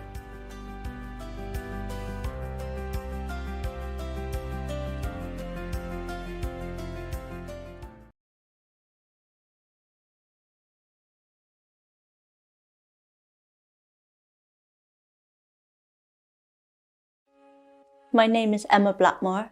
So when I was born, I was diagnosed with congenital rubella syndrome, which resulted in me having hearing loss and eyesight loss, along with various of other complex needs.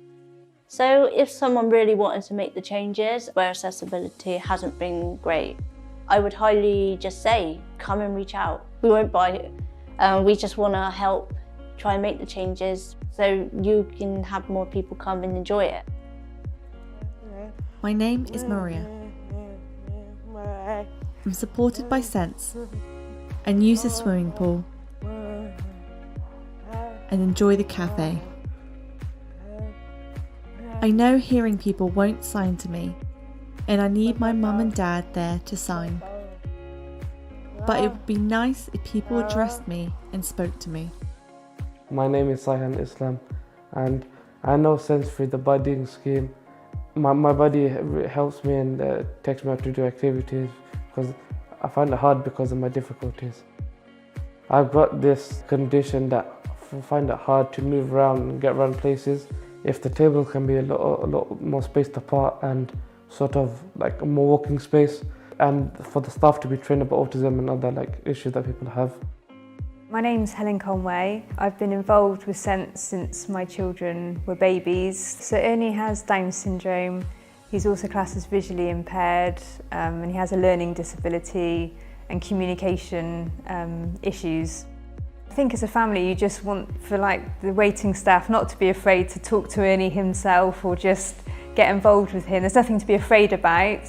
So sometimes you think, could there be a little quiet area that wouldn't necessarily take up any extra room in the restaurant, but somewhere that you could think about acoustics. My name is Elliot Beaton.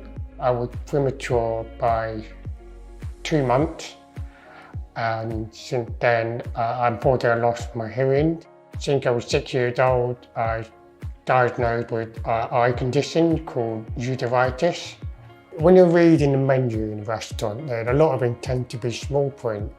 And it's in a dark environment with very limited light. The way forward is that you have the table number, and you just use your phone and you can look at the menu of what you want, which is adaptable for your needs, and you order it from the app. And you don't have to deal with any difficult questions. You don't have to feel under pressure from choosing from the menu when there's something really small printed. My name is Natalie Williams. I'm connected through Sense because I have Usher syndrome, which is deaf-blind.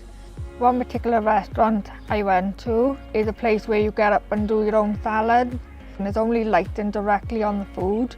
I do feel that there could be more improved lighting. If it was lighting around, that would be good. Just keep trying and just do what you can to make people feel included and make people want to come out and just show that you're willing to do anything you can to help them. 2/3 of disabled people experience loneliness. Over half say they would feel less lonely if their local community was more inclusive. Learn how at sense.org.uk/left out of life. Sense. No one left out of life. sense.org.uk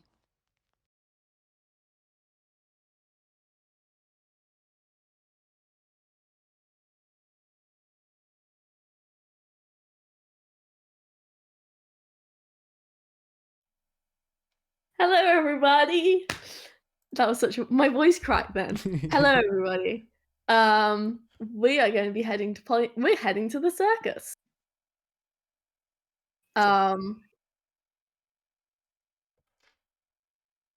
So I said I was ready and then didn't have my notes ready. So, emerging through a cloud bank, a cluster of islands lie before you. Strings of bunting flutter optimistically between them.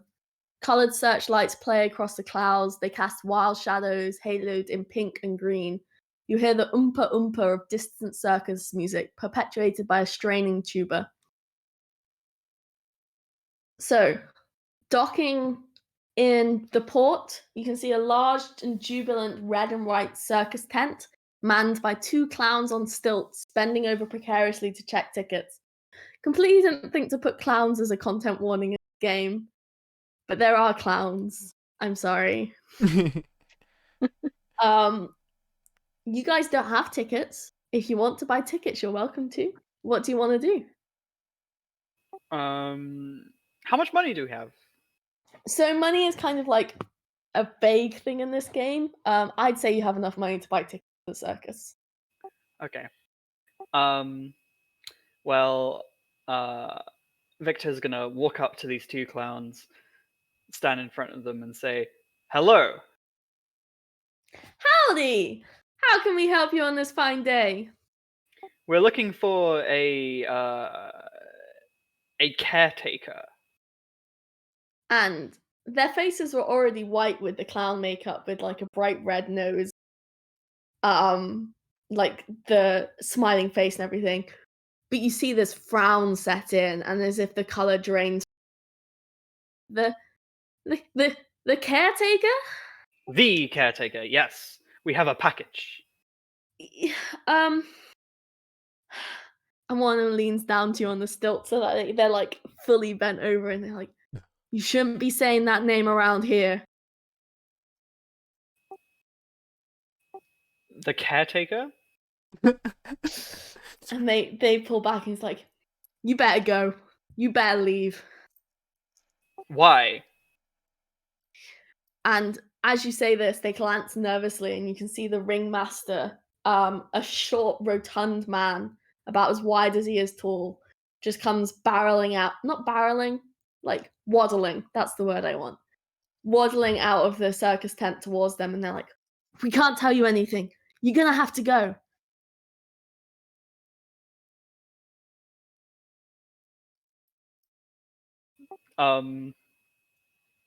Victor smiles and waves at the ringleader and heads back to the ship. I'll be standing a little bit far away because Zachariah doesn't like clowns because they lie to you, and the great deceivers, and he'll be like, "What was all that about then?" The clowns say we shouldn't mention the caretaker here. They seemed scared of the ringleader around talking about them. He ponders over this and goes, "Well, that means either 2 things. They're under their employ and don't want it to be well known, or they're just generally scared of them. If it's the first, word will probably get back to the caretaker that we were asking about them, and they'll come find us. If it's the second, then we probably have nothing to worry about. It's probably best that we make ourselves comfortable for a little while, do the regular things, and if this little interaction draws their attention, they'll come find us." Victor sort of rubs his head. All this politics hurts my head. better politics than a knife in the back.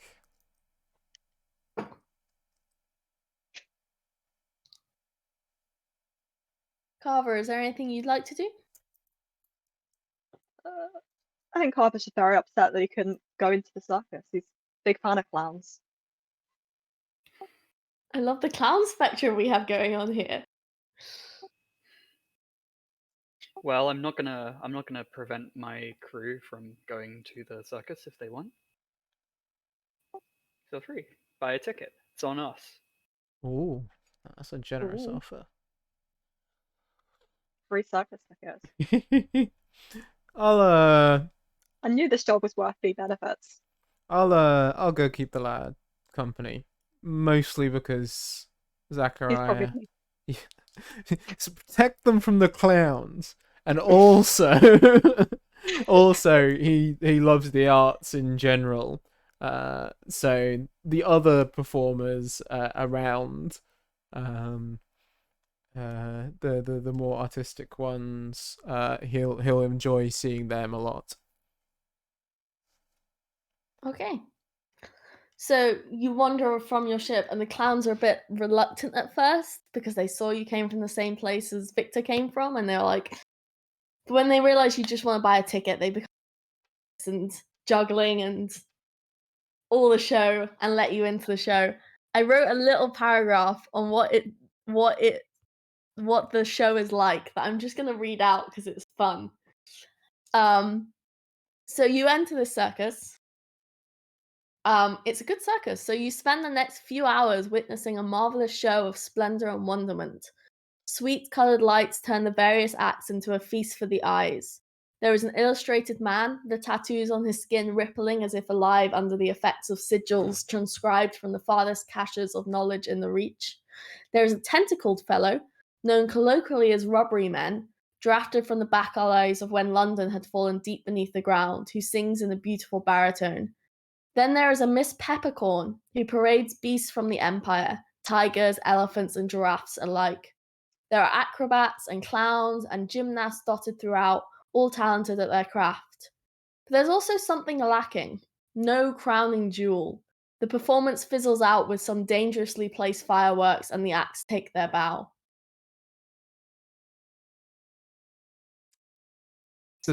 Does it feel like something's missing then? Like, yes. Okay. Yeah.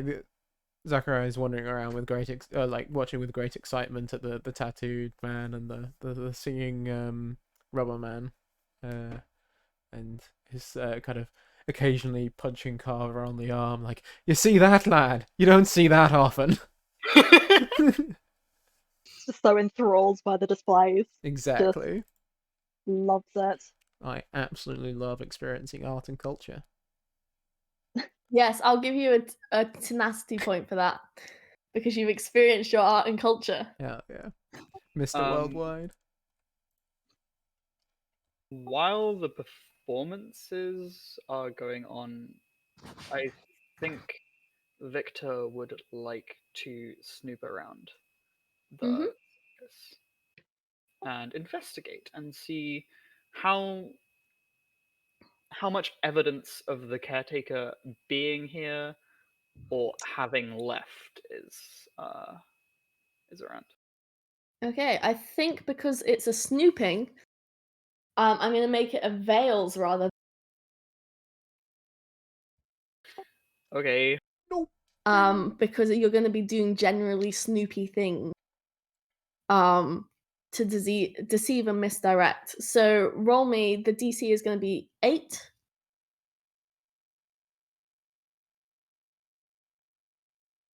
Wonderful. I got a 7 minus 1, 6. 6. So, you go exploring around the camp, and you go and poke your head, and you find tents. Lift up, flap, and duck inside. And you have a look around, and you do find a tent which is filled with cages. They're all empty. And And at first you think, oh, they're probably for the animals that are in the show right now, right? But they look a bit too large for a tiger in the way that you transport it. Like, they're a bit too tall, and they're a bit old, and like there is like, I'm trying to figure out how to describe this. There's dust on the locks. They've just not been used in a while. One of them has scraps of paper littered on the floor. Another one has the same sickly sweet smell as when you were down in the tunnels. However, while you're doing this snooping, you forget to look behind you as this is happening, and you hear this loud cannon shot as a performer is shot out of a cannon practicing for the performance and crashes straight into the side of you. Your peril increases by 1 and you get the fractured condition. The what condition, sorry? Fractured. Ooh. Ow. Ouchie.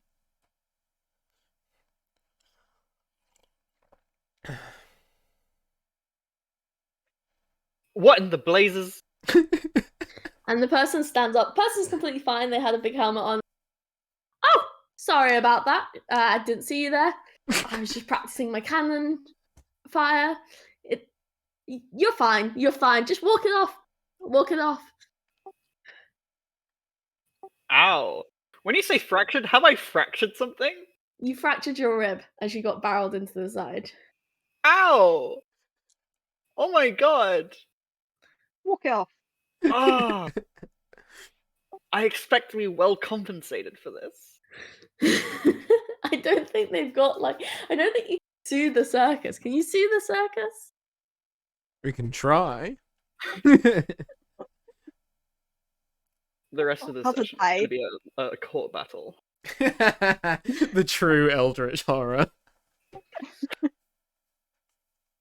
But as you were leaving, you do have someone come scurrying up to you at the end of the show. So you've done all this snooping and at the end of the show, someone comes scurrying up to you, and it is Miss Peppercorn, the slight, short lady who had been in charge of the exotic animal.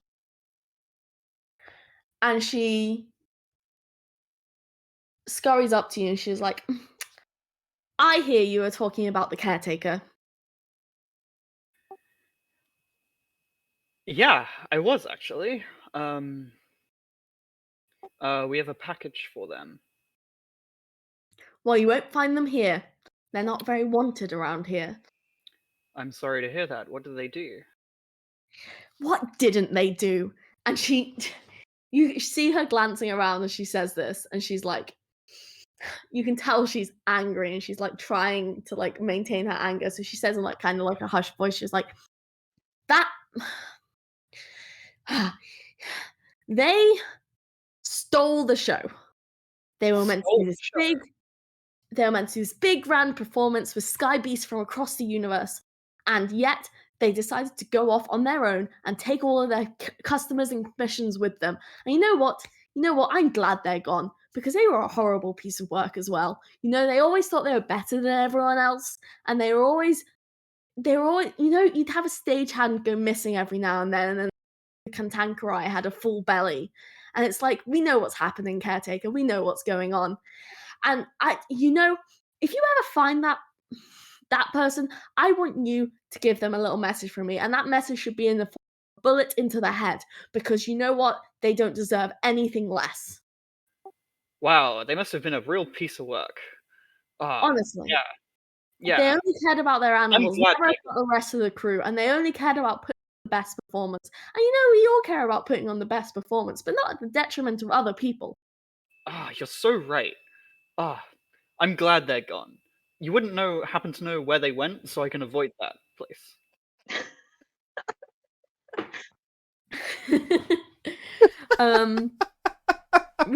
Roll me a Veils. Oh, you got me a little bit with that one.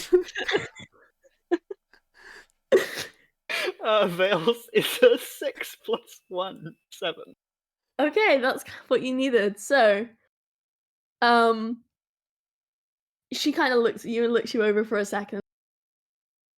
And then you see the ringmaster walking past you, and she's like, last I heard, they were heading off back to their offices in New Winchester before they could acquire any more creatures. But I don't know where they've gone after that. I did New enjoy it. Winchester, huh? Well, I'm definitely never going back to New Winchester. Good. Though, Thank like I say, if you do find them, friendly bullet from me. I'll even write my name on it. Okay, look, I've got to go. The ringmaster would kill me for saying any of this. Goodbye. And she does Quick. a somersault out of the tent and disappears. Sign my bullet! Okay. You'll just have to forge her signature. I'm sure you have no qualms with that. I did enjoy at the same time. Oak said, the jokes pushed the name out of my head. What's the place we came from? New Winchester. Yeah, that's the same time when you said New Winchester. Both me and Molly were just like, we've just come from there. They're a busy person. They're all over the place. Yeah, they seem to be one step ahead of us. Just one.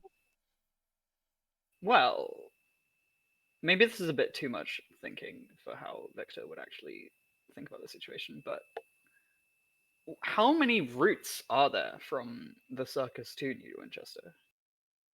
Well, it depends if you need to go and stop off anywhere else, but it's pretty clear from my vague map I have. It's a pretty straight path. Strange that we haven't run into them yet. Oh, so you you've gotten lost. You've gone all the way out to Carillion, so you've traveled. We went a silly route. Yeah. Okay, that makes sense. Okay. Thank Delilah for that one. She's getting better. I'm convinced She's she learning is. to read. She's learned how to read now. Prodigy. She had the map upside down, okay? It's a simple mistake. Honestly, well, I recently went to the Royal Observatory in Greenwich, and I say recently, I went yesterday. And It's pretty I recent. learned how difficult it is to navigate in the sea, and I'm like, how would that be in space? Like, you don't even have like longitude or latitude to go off. Like, Yeah. how are the Victorians doing this? So that's why I was like, yeah, she's a good navigator. She just got lost. Yeah, it's even harder, I think, if you're trying to find the straightest path when you're dealing with a kind of try not to use dumb words. I'm going to use a dumb word and then explain it. Non-Euclidean kind of space, like the kind of the non-flat sort of thing, because the shortest space to get around the Earth is actually to follow the curvature up and over, where instead of just sailing straight across, and that's really hard to do without proper navigational systems. And so yeah, it's like no wonder she got lost. We're working in 3 dimensions here. Yeah, the video game actually does a really good way of working in dimensions because you go through different layers and you can go on ports and it'll take you up and down different layers where you are. But we're not playing the video game, we're playing Theatre of the Mind. So yes. The ringmaster, however, is coming towards you. Victor, what are you doing? I smile. You smile? And say, what a wonderful show that was. You didn't even see the show. Okay, Veils, please. Liar. You're just as bad as clowns. All right, that's a 4 plus 1 5. Okay. I had it set as 6. So you see this rotund man frown at you very deeply, and walks up to you, and comes up to you and he's like, "I'll have you know, I am inches away from calling the Windward Company smuggling existence. I hear you're working with the caretaker, and we don't do any illegal transport animals here. All of our animals fly first class.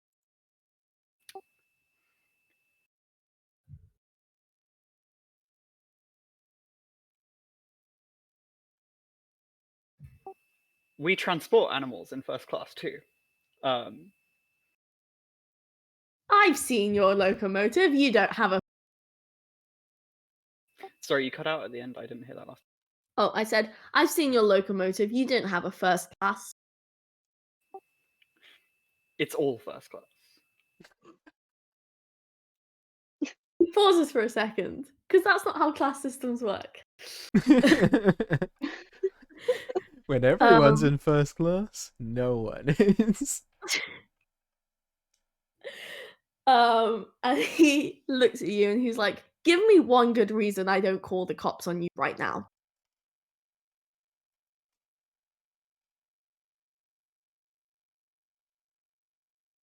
Because by the time they get here, they'll be too late. Oh, that sounds like a threat. Yeah, that's quite threatening. Roll me a head with your headstrong. I want you to roll me an eye.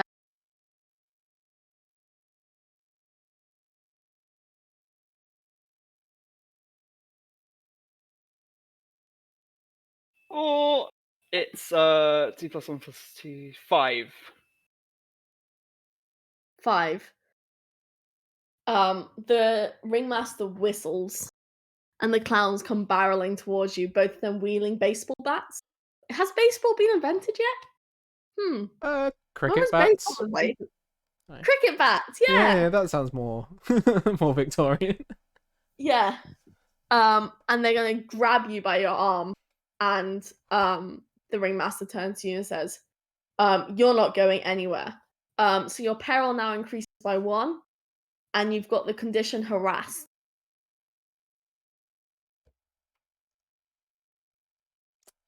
Any of those clowns couldn't be trusted. I like they're still on their stilts, so they're like leaning over to hold you. They're still on their stilts. Yeah. Can I attempt to trip up them as they're on stilts? Okay, this is going to be another iron. Then I'm going to set the DC as 7 because they're good on their stilts, but they're not great.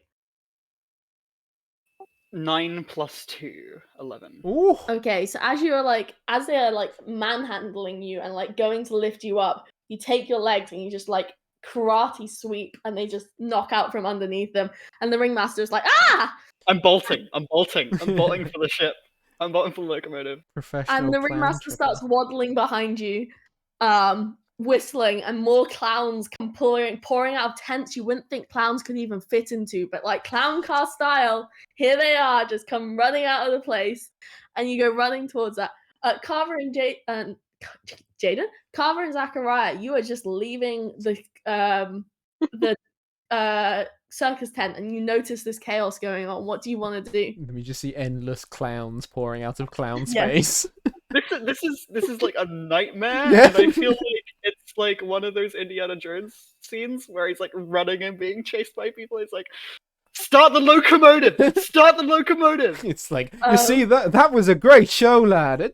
Is that our first officer? What are they being chased by? He's playing with the clowns. I wonder if they're having fun. We're leaving. I don't think they're playing, lad. Come on. And Daisy the stoker is just like, I should be left in. And she just starts getting the engine going as you go barreling. I'm gonna say, but you do have the fractured condition, don't you? Ooh. You're running. You know what? I think it's funnier if I have a shot of you running onto the locomotive with the clowns chasing you, and you just... It reminds me of that scene in Pirates of the Caribbean where... which Pirates of the Caribbean is it where they're chasing the dog? Second one? You wonder who I'm referencing? Ollie. It's okay. It's fine. You all barrel onto the ship and get going. But you see frantic signals are being made into from the top of the circus tent, where one of the acrobats has climbed up and is like now waving flags. signaling for the attention of the Windward Company. The sky seems relatively clear at the moment, but you do not know how long until those consequences come round to get you. You take off. Where do you want to go? Fastest route to New Winchester. Yep. Okay. Well, Delilah does her best, and she plots a course. Can I try assist Delilah since I did a bit of assistance earlier? Yes. So, yeah, roll me two dice because it's navigator. And roll me a mirrors. She'd have a +2. She has a +2. Okay. Mhm. And I'm gonna roll with hers. Okay. That's a 10 + 2, 12. Okay, so you find the quickest. You are going straight into Windward Company territory, but you do find the quickest route as you find your way through the heavens. What they'd least expect. After a couple of hours of traveling, you notice up ahead there's a locomotive adrift, simply floating in the air. The side door by itself. By the way, everyone's peril decreases by 1 as you escape the nightmare circus. I don't know, it was pretty fun, lad. Yeah, I think we had a great time. As we're heading off from the circus, I signal so long and thanks for all the show. That's just taunting them as they exactly. It's just really nice of you to thank them. Oh, thanks, lad. I hope I'm teaching proper manners aboard this vessel. Okay. Yeah. So yes, you just see this locomotive adrift. Is there anything you want to do?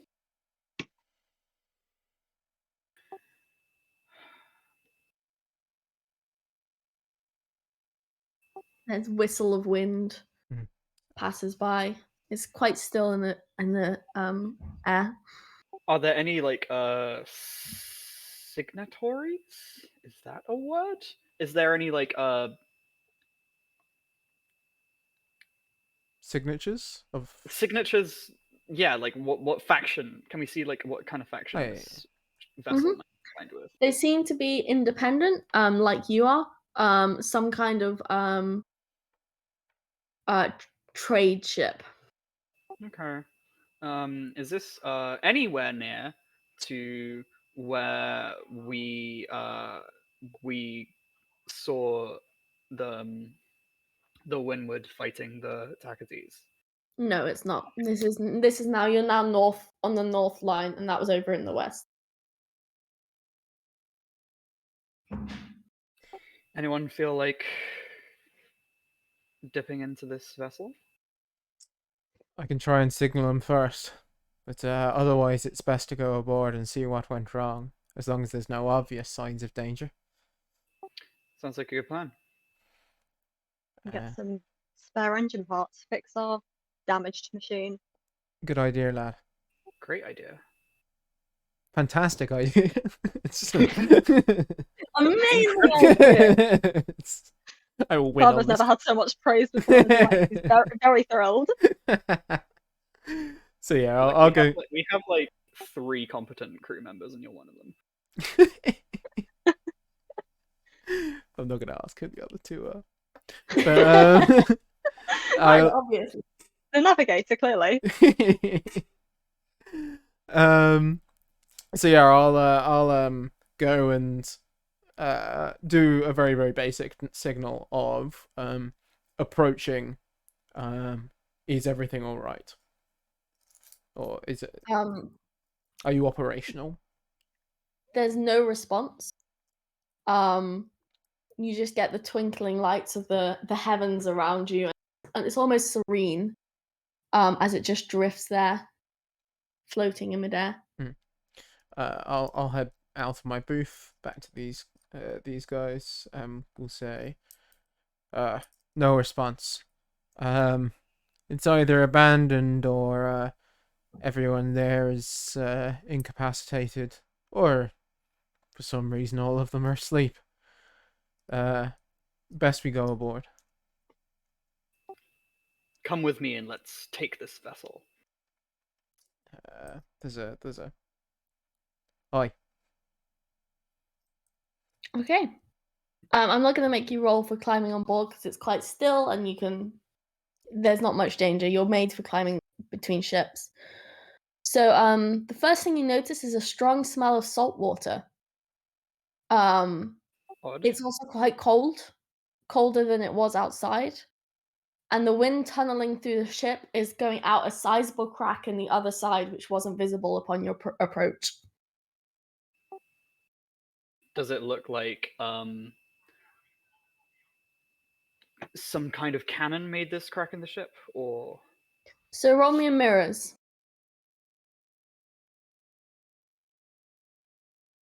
That's a 2 plus 1. Wait, minus 1, 1.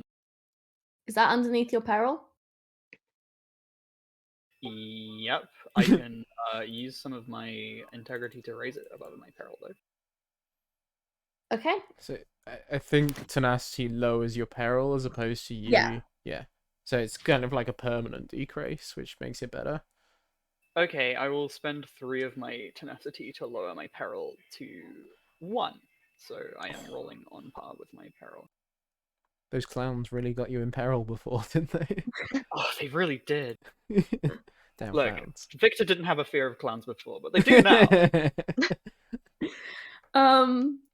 So what it says in like handbook is you have to describe how your integrity help you overcome this perilous situation. So the reason when you fail, what you do is as you're looking outside the crack to try and figure out if it's a cannon, and it's not, it's more vertical and elongated, and you can kind of tell that, but as you're looking out that something passes in the sky. Something just moves across the clouds and casts a shadow over the ship. And you would have just thought it was a passing, floating celestial body. Or maybe another ship. Or maybe a sky beast. But no, this shuddered you to your core as you saw this glimpse in this thing. You are now... Ooh, which condition shall I give you? Zoinked. You are now horrified. But how does your integrity help you overcome seeing this as you look out the crack?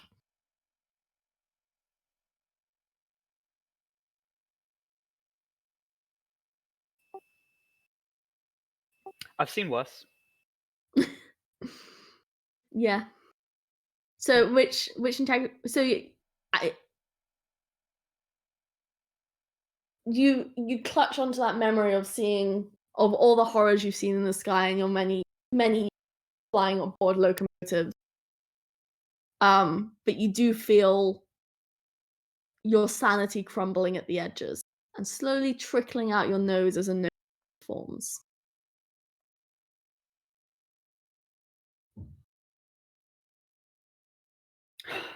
Is there anything else in this locomotive? So you wander your way into the storage room, and you find floating in the storeroom a crowd of bodies, all misshapen. Where their clothes are torn, you can see their skin clearly, dappled purple where the after their death. And you don't know why they're floating.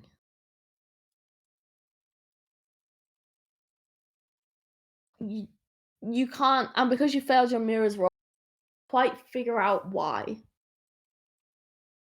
But they're all dead. Do they look like they've drowned then? That's the kind of sense you're getting from this. Or something has... There are bruises that wouldn't be caused by drowning, but the floating and the smell of salt water, you're getting the sense of drown. Mm. Ship's haunted. Goes and gets the gunner. Yeah. Aye. Certainly seems that way. There's a definite step back after kind of witnessing this scene. Carver, is there anything you're doing? Looking in horror, probably cowering behind the other two. That's fair. You soon hear soft wailing coming from the captain's quarters. A baby? It's definitely young. New friend. I'd be cautious to throw around such labels like that. But a survivor, it might be. It's our duty to look out.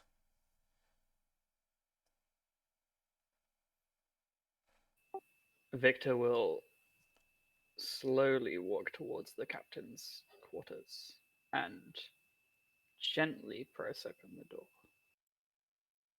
So as you walk through the ship, the light outside begins to dim slightly as if a large cloud is like it did a few seconds ago. But for some reason, this cloud does not shift like it did before. You enter the captain's quarters and you find cowering a young girl. She's dressed in a nightgown and she's shivering. She is thin and paper white and clutching a bedraggled teddy bear with a bloated belly. Oh gosh. Victor opens the door, takes off his long coat, and offers it to the girl. Who are you? It's okay. We're here to help. I'm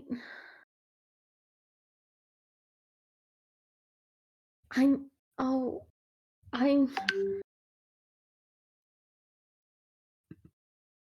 It's okay.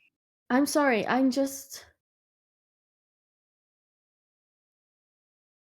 You're here to help me? I thought no one would be coming. We tried to signal, and there was no one. It's okay. It took a while for help to get here, but it's here now. Do you know where you are? I'm on my father's ship. Your father's ship. Do you know where your father is? He told me to hide in the captain's when he investigated this darkness. It got so dark, and we couldn't figure out where from. So he told me to hide here. He investigated, and he never came out. And this was a few hours ago. I'm scared to go out. The darkness is gone, but it's so quiet. It's so quiet. It's okay. It's okay. I'm gonna look to my compatriots for help. Carver will kneel down next to her. We can help you. We will. Sort of looks up at the others. Probably shouldn't bring her back through past the bodies. Cover her eyes. We'll bring her onto our ship. The light is beginning to get darker and darker around you as you walk through, and she clutches the belly close to her. The belly of the bear. Sorry. She clutches it close to her.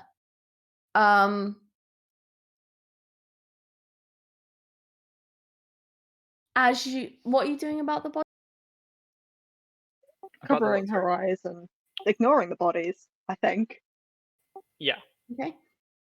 As you walk back through to the open door that you climb through, you realize all around you is now pitch black, and you can barely see. You can't see the shape of your other locomotive.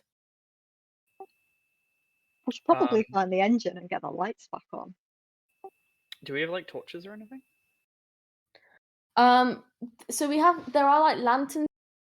Scramble around for one. I'd ask you to roll in mirrors to try and find one. Sure. Would anyone like to take that? Yeah, I'll take it as That is my worst stats. chief signaler. I don't think I have anything that really will apply to this. That is a 9 plus mirrors is 2, so 11. Sorry, I'm flagging a little bit. That's okay. You find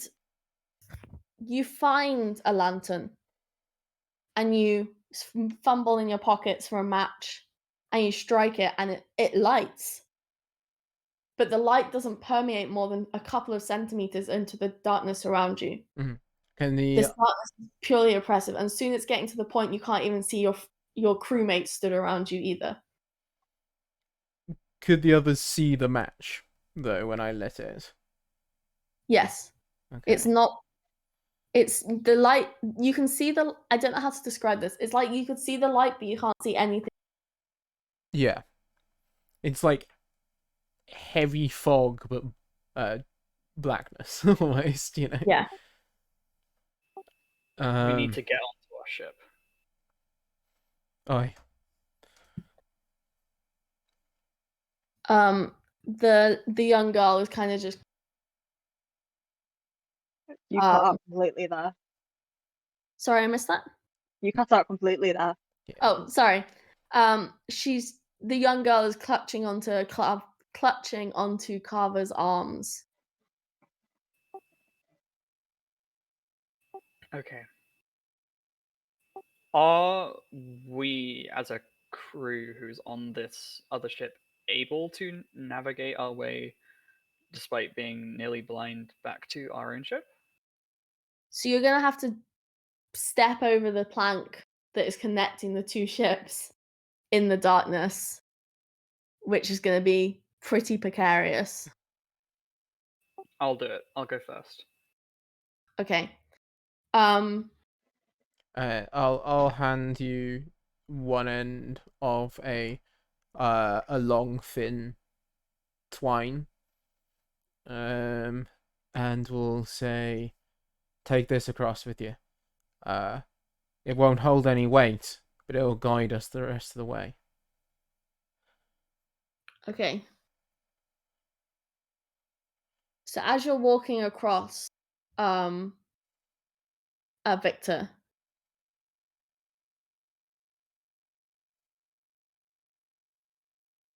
staring into the murky black, you feel a distinct and uncomfortable sensation that the void is staring back. And then you see movement, almost imperceptible at first, but soon the entire void is writhing in front. As you begin to climb over the plank,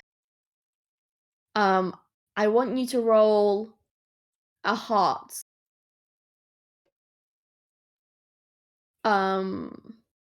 As you are trying to endure in this darkness and make your way across. And I'm imagining you're climbing like force, just like gripping the outside of the plank and clambering onto the next ship. Okay. I don't suppose it's in my job as first officer to be leading here, so I get to roll twice. I'd give you it, don't worry. Okay, it's not much better, but it's better. So my first roll was a 1, which sucked, but my second roll was a 4, and this is a heart, so it's plus 0. Yeah. Okay, so you fail. The way you fail is that emerging from the darkness, a long tentatively creeps towards you and your lantern, bringing with it an intense feeling of loneliness, as if you're the last survivor on a single. And it wraps around your stomach and begins to crush you and lifts you partially off the thing. You've already got the fracture condition, so I won't give you that anymore. By 2. What by 2, sorry? Your peril increases by 2. Okay, what kind of grip does this tentacle have? It's a tight grip. It's tightening. At the moment, you're like, you could probably wriggle free, but leave it a couple more moments and you're going to be like crushed to death. Okay, I'm gonna attempt to wriggle out of it. Okay. Is there anything the other guys are doing? As this darkness is beginning to move, you can make out the shape of this tentacle, and like framed against the back of the other movements, you can see the outline of Victor's body. Does that make sense? Yeah, definitely. Like kind of a shadowy puppet play almost. Yeah.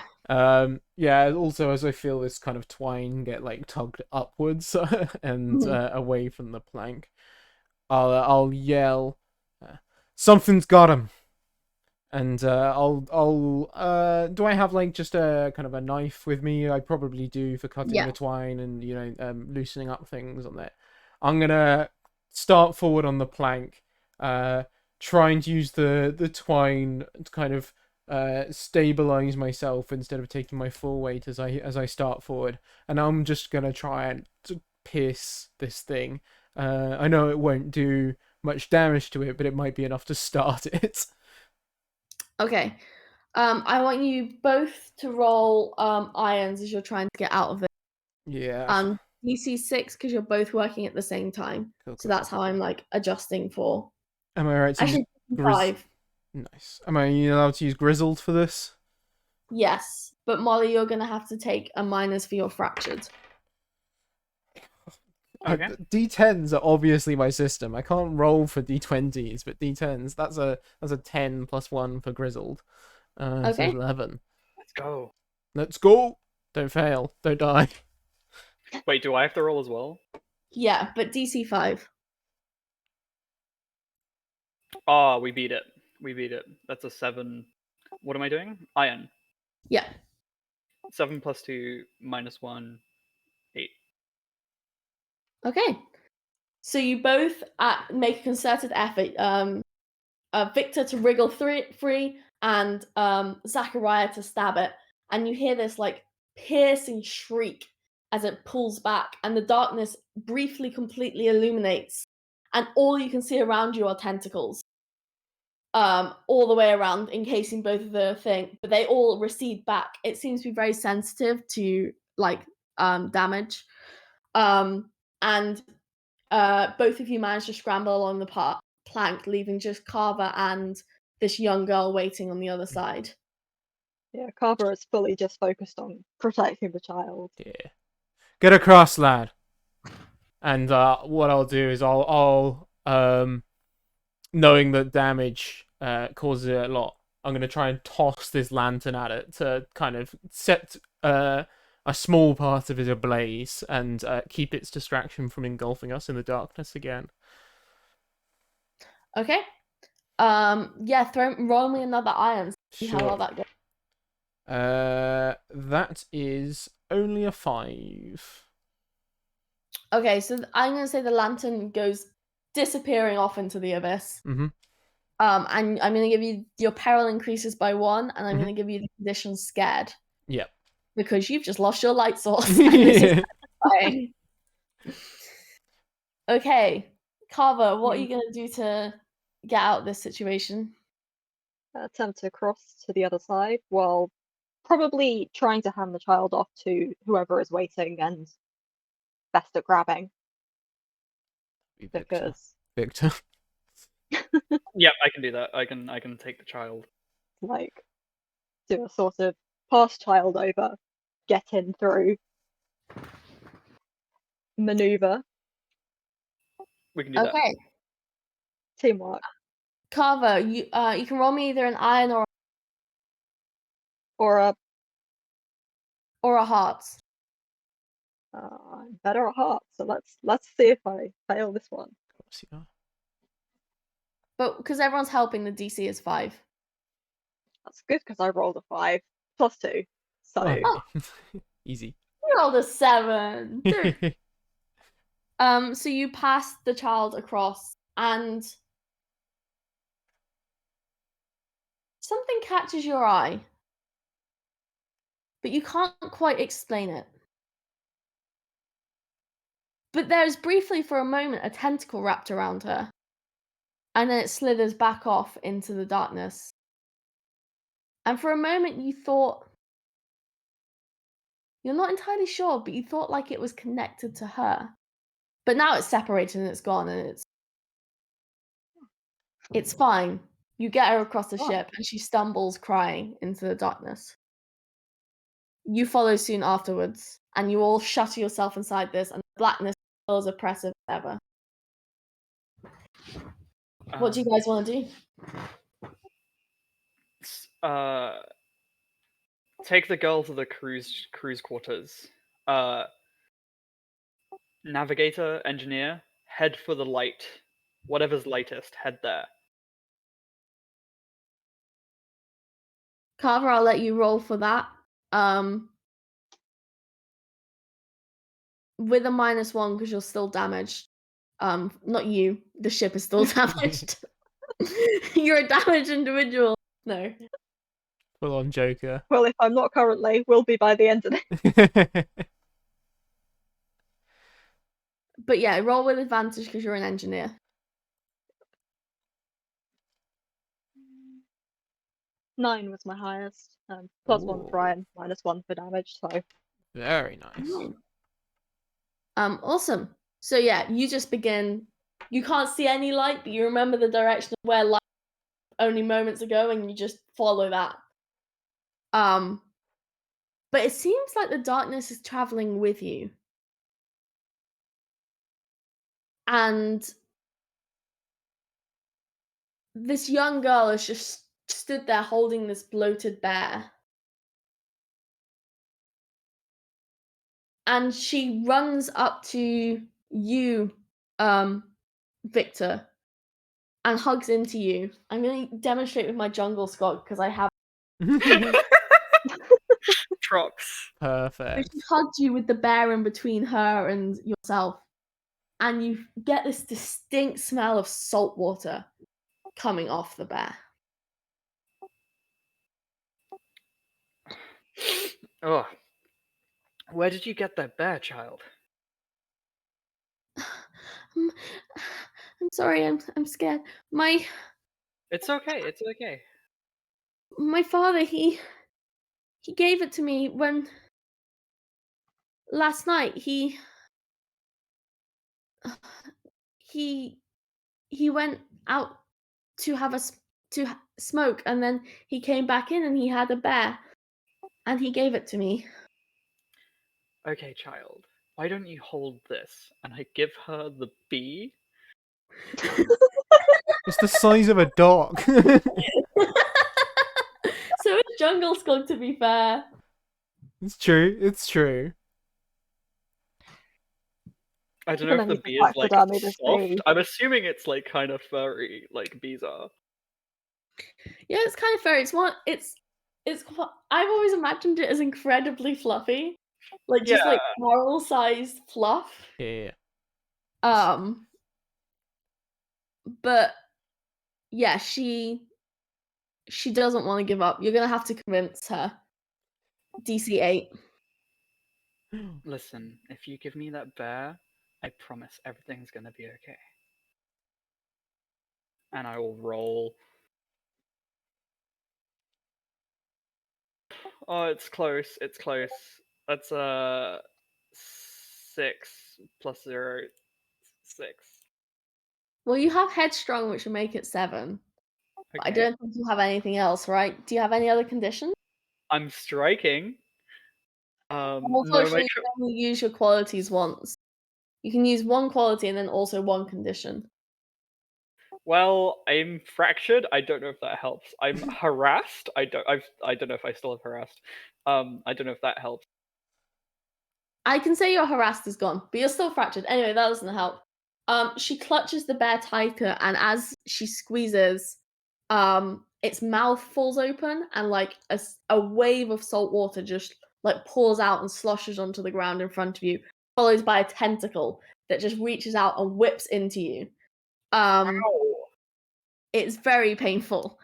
Resting, you can kind of see this because as it whips, the bright light flashes again, and you can see encompassing, and you can see now that the bear is the problem. What do you guys want to do?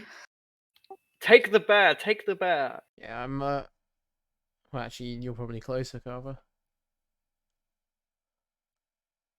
Who's the closest? I'm like, would Carver be close? I sort of pictured us as having walked away. Don't know. I'm a little confused where you all are at the moment.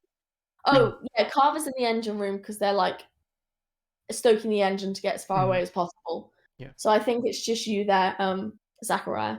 Yeah, that does make sense. All right, I'll stomp across, and go. I'm sorry to do this, kid, and I will just grab this bear from like Okay. just rip it out Candy of her for a arms. baby. Yep, taking a moist demon bear from a baby. Okay, roll an still not iron that for me, DC7. Sure.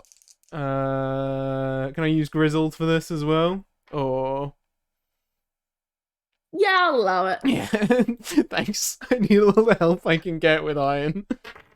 And if you hadn't have let me have that, I would have failed. So it's a 6+1 for a 7. Okay. So you just grab it, and as you grab it, you feel like a wave, like a tsunami wave hits you without any water being there. It's just like you immediately feel that sense of loneliness and scared. And you take the bear and you just, what are you doing? You said you're just throwing it, right? I'll just if the door's still open to the kind of the cargo bay, I'll just throw it straight out of the locomotive. If not, I will head up to one of the windows, undo the brass latches on that, and just go. Cast it into the engine. Yeah, destroy it. Oh yeah, we could. I could throw it into the engine. That's a really good idea. Because I don't want to go anywhere near those windows with the darkness. Actually, Can't back up my beautiful engine. I could throw it. Yeah, all right. I'll throw it out the window. You take it and you chuck it and you throw it, and you just see like streaking like an eldritch comet across the sky. This bear followed by trails and trails of tentacles, as it just gets thrown directly into the. It would be the abyss, but as soon as it goes, the light comes back up, and you can see the pretty colors of the reach and everything, and you just see it falling. You have no idea where that's going to end up. But not our problem. Someone else's problem. And it disappears. And the girl cries. She's like, "But my teddy, this is what am I holding?" She's just holding this bee. It's your new teddy. It smells weird. But it feels great. Just weird.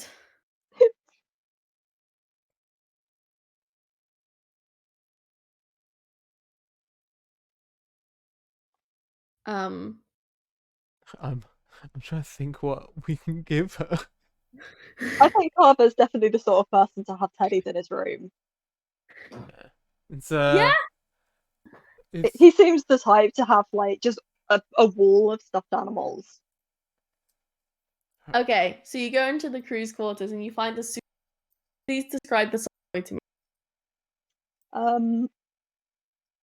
Well, Carver has gone out of his way to collect as many weird animals as possible. So the one that he decides to part with is what's a good weird animal? An ostrich.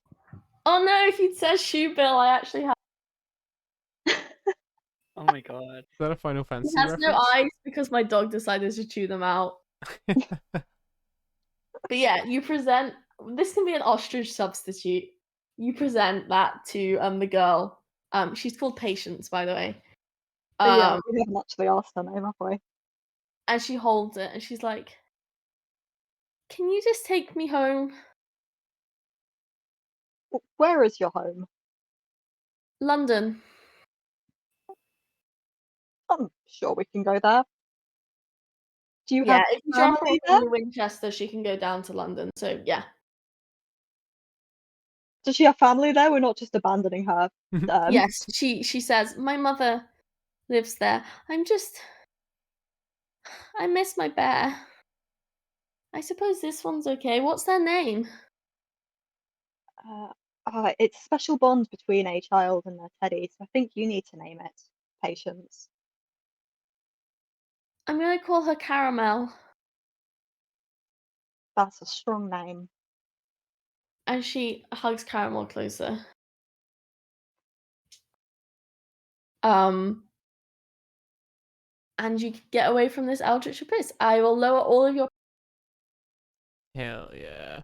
as you have survived By the 1 encounter. was that, sorry? You cut off slightly. I said by 2. By 2? Oh ho ho ho. I didn't even have 2 peril. I'm just thinking because you're about to arrive in New Winchester place in the abyss. The abyss in the reach. Yeah. You might want to also turn your sensitivity down a little bit. You're cutting out more than before, especially at the end of sentences. Ah. How do I do that? But you seem to be fine earlier, but if you just go into settings. I think every time you lean back a little bit, you cut out quite. Okay. Yeah. Okay.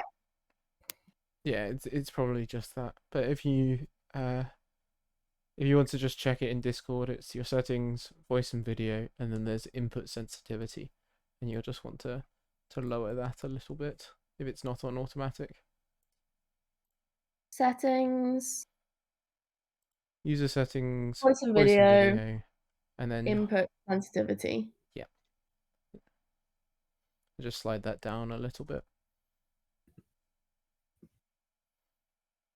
Okay. Perfect. And I'll let you know if there's anything else with that. Just because, it was, as I said, we missed a couple of words. It wasn't too bad, but. Okay, sorry about that, folks. Okay, so you arrive at New Winchester.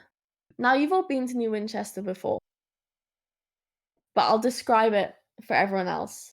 The taste of smog, the sound of iron on iron, wispy condensation trails across the sky, the ghosts of passing trains. New Winchester is a burgeoning hub of industry and commerce. With as many twisty alleys as its parent city, London, there are many a lost soul searching out a living here. You do notice a slight snag in your plan when you arrive. The Windward Company ship that you originally got away from is currently parked in the docks.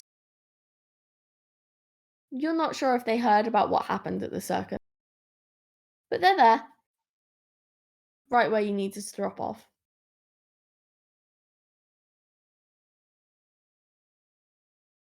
What would you like to do? Is there space for us up port? Yeah. There's space for all kinds of locomotives. We'll pull in. Okay. I think. Yeah, sounds. I'm not. Carver's all for obeying the law. I'm not sure I asked Victor. What was that back in back at the carnival? I thought he just got in a little trouble, and I didn't ask. They did not like me asking about the caretaker. There's a small nod.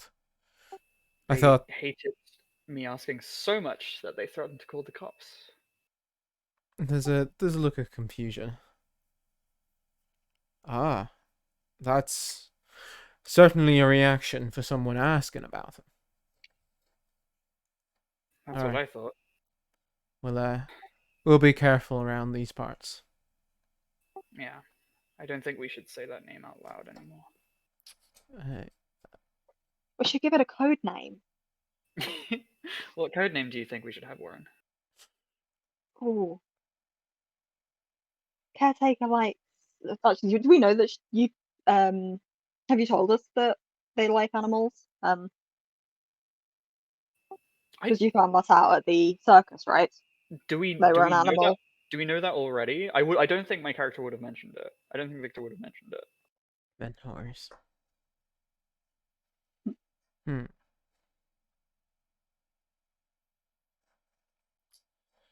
What's a fun nickname? This is the hardest part of the game. Exactly. I Buttons. don't know with all the other names. Oh, actually, you came up with Daisy and. We should nickname them Buttons. Buttons? I like that. Yeah. Buttons.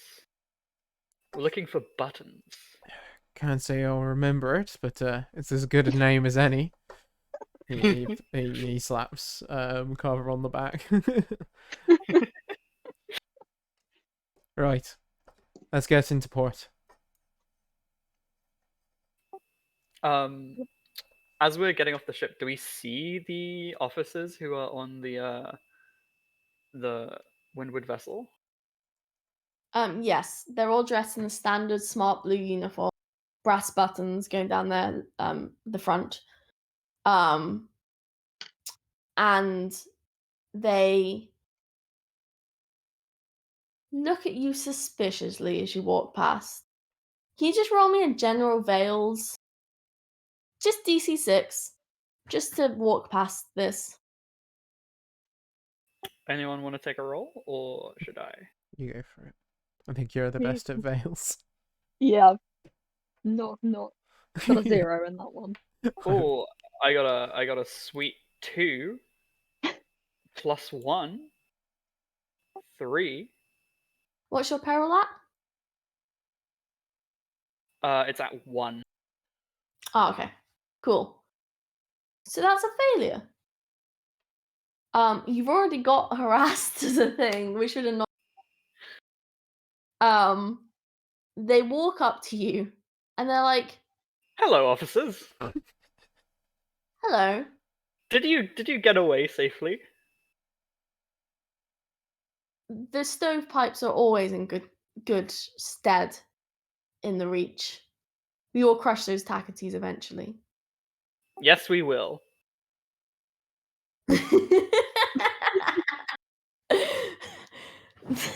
The best smarmy grin, like bootlicking grin imaginable. I'm doing my part. So they turn to you and it's like, we heard there was some commotion at Polymere's. Commotion? Polymeres? Where's that? We heard there was a ship just like yours, dealing in smuggled animals. Smuggled animals? Not us. Not us, officers. We're law-abiding citizens. I'm afraid, and this is Oak saying I'm afraid because you rolled 2 veils. Unless someone else wants to step in and say something or do something, the police officers are going to insist that they look around the ship. I think Carver's fully convinced we've done nothing wrong. She's just going to continue the conversation of just. I don't know what you mean. Animals. We've never stocked. I don't think we've ever stocked animals. I don't know where we put them. The ship's not. It's quite big, but it's not much space for animals. They require so much upkeep. We're just not equipped for animals. Not other than the other occasional stray rodent. But we ain't smuggling them intentionally. He kind of looks around at the rest of the crew and says, I don't see why they can't have a look around. As long as you mind the captain and don't go prying into areas that obviously don't have animals in them.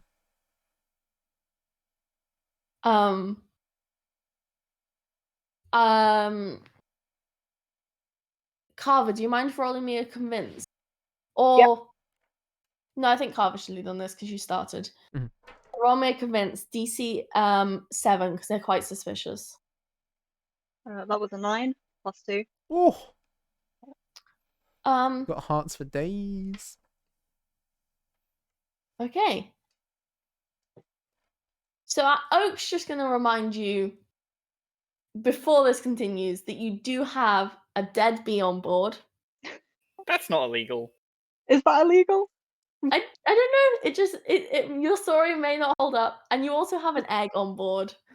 That's not an animal. Carver doesn't know there's an egg on board. I don't think. Okay. I'm just letting you know before you proceed to let the cops aboard.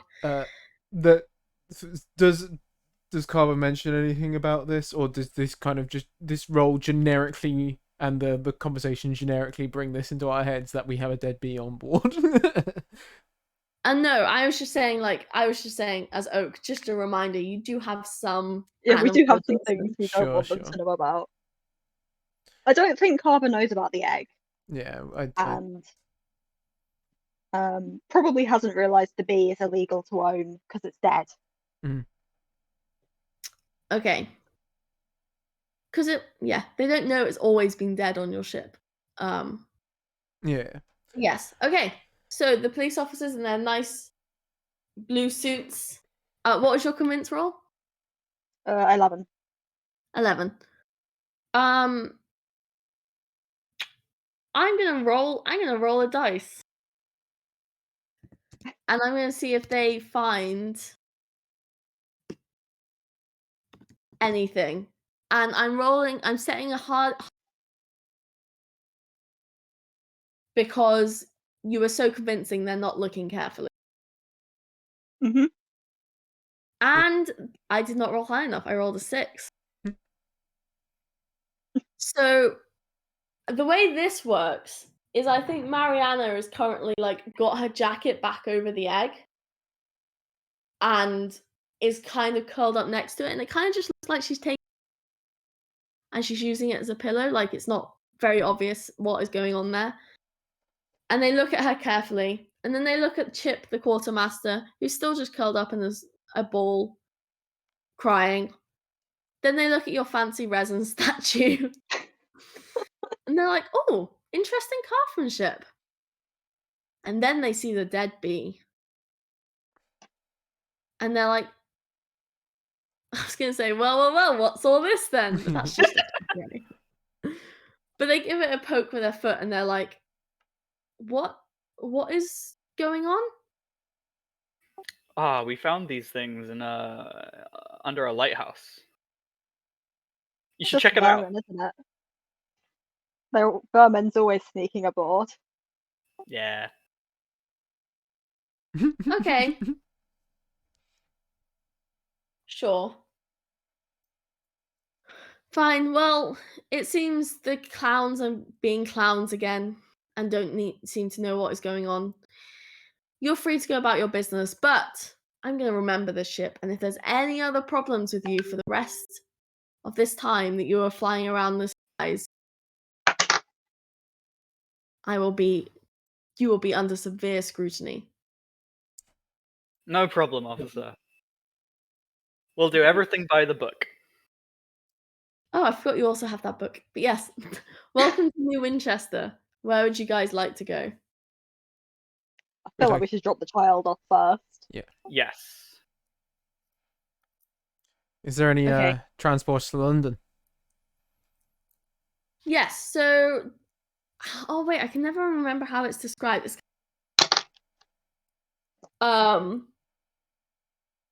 I remember correctly. Because this isn't, ultimately crucial to the story that you look after, I'm just find someone.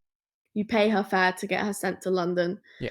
And she's an old enough teenage girl that she's able to travel on her own. She takes Caramel the ostrich, and bids you all goodwill with a slight tear in her eye, still mourning the loss of her father and her bear. And probably the rest of the crew. Not sure how well she knew them. But yes, she says goodbye to you all and disappears off into the London smog.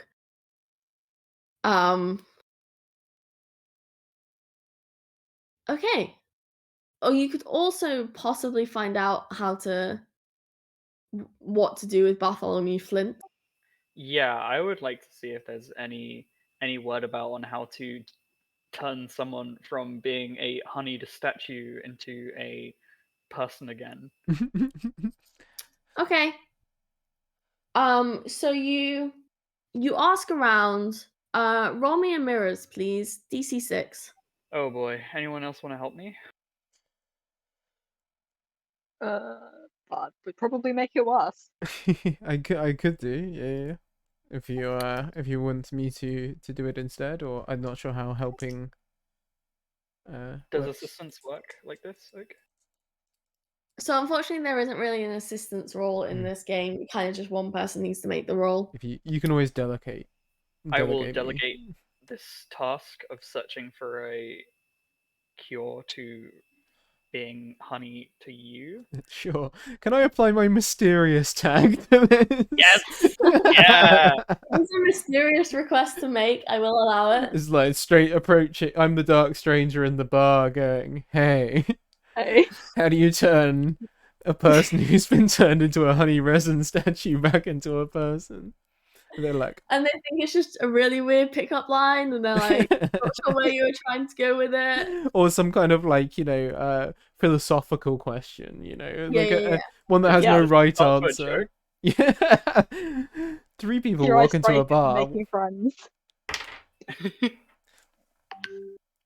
I'm rolling on the extremes here, so I got a 3 overall, which is still above my peril, thankfully, but that's probably not enough. Oh no, 4 because of mysterious, but it's probably not enough to gain info on that. So you spend the better part of a day lugging around the statue around New London, and you take it to all kinds of apothecaries, bars, churches, like anywhere you think they could have this idea. And it turns out this is a common problem people have. Happens all the time. But they haven't solved it yet. Happens to my mate, Eric. Your peril has now increased by 1 because you're now consciously aware that if you ever get resin stuck like that for as long as they know. No. And you get the tag frustrated. Is that applying to all of us or just... No, just I was saying just Zachariah spent their time walking. If you make the rolls, there's a risk of it adding to your peril. Yeah. I'm gonna say frustrated. I can't find a D-reser. Okay. Anything else you guys want to do in New Winchester? Let's ask around for the caretaker.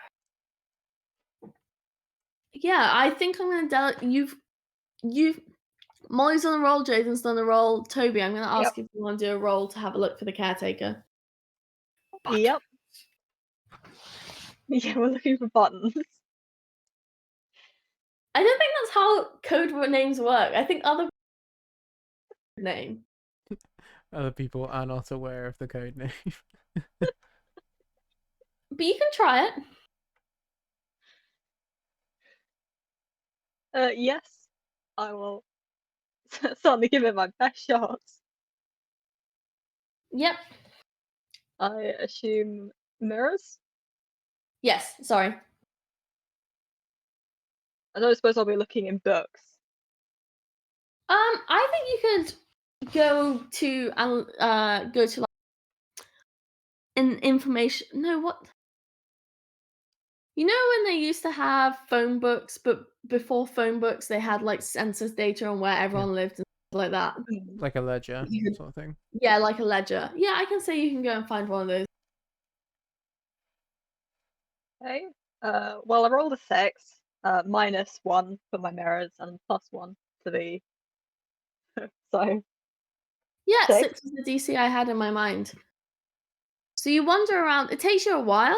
You wander around New Winchester. Eventually you meet up with the rest of your crew and you found like a note, like you're looking in your books of like agencies and services available, and you find a little note in there that's the caretaker lives here, and it's at a little terraced house that kind of backs onto a warehouse district. So there's loads of little terraced houses on one street, except for this one also owns the warehouse behind it. Does that make sense? Yeah. Yeah. Okay. Knocking on the door to the caretaker's home is answered by an elderly lady in twee flower patterns and flower apron.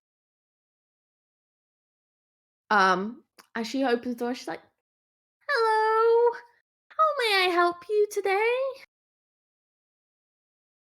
We're looking for buttons. Oh, that cat's not alive for a long time. He was a good soul. He got a bit grey in his older years, but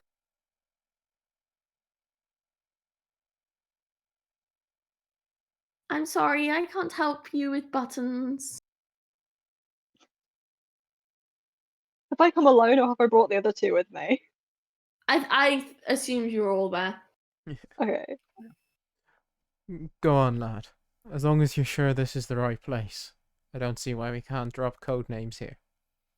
The books have never failed me before, except that time I tried to sort the engine out. The mechanic did. There's a chuckle. Go on. Tell the truth. We're looking for the caretaker. Oh, well, they're not home right now. I think they haven't been home for a little while, and I'm not sure if I can be of any help to you today.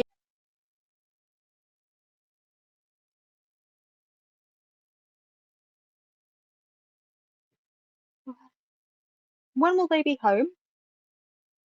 Oh, I never know with these things. Sometimes days, sometimes months.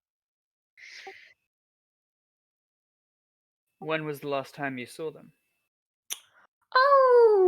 Oh, only a few days ago. Right. Did they say they were going anywhere? Well, I shouldn't say that. They won't be very happy with me if I go. Oop, you cut out at the end there. Could you repeat that last bit? Sorry. They won't be happy if I go around personal business. Listen, we have reason to believe that the caretaker, they're in a little danger. We have something important for them. A package. And we're happy to leave the package with you. But I think it would be best if it was delivered to their hands personally. Okay, roll me. That's a convince, right? You're not lying to her. I'm not lying to her. I should have lied. I'm better at lying. Roll a convince.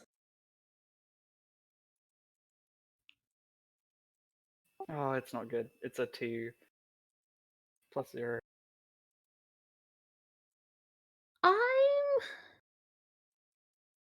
I'm sorry. I'm sorry. I'm just going to. And she just closes the door and begins. Is there anything the other two you want to do? Yeah. I think playing off my kind of frustration of earlier on in the day, I'll stick my hand in the door as it kind of it starts to close. Probably wincing a little bit as it closes my fingers lightly in the door, and then going, "Look, I'm sorry that we're causing suspicion and such, but our captain, she's curled up around this thing, and she's wanting to give it to the caretaker, and well, she's not happy that we're not doing it. We need to get rid of this thing." Okay, do you want to try a convince? Sure. DC 6, because and you can use. No, wait, that's a different character that has headstrong. Never mind. Yeah, it's fine. You got this. Am I allowed to use frustrated in a positive way? Yeah. That's a very good roll. So 8 plus 1 for my hearts plus 1 for frustrated. So that's 10 overall. Nice. Well, she turns to you, and she's like, well, I don't know where they've gone, but you're welcome to have a look around inside. Maybe you can find out if the package is really that. There's a nod. Thank you kindly.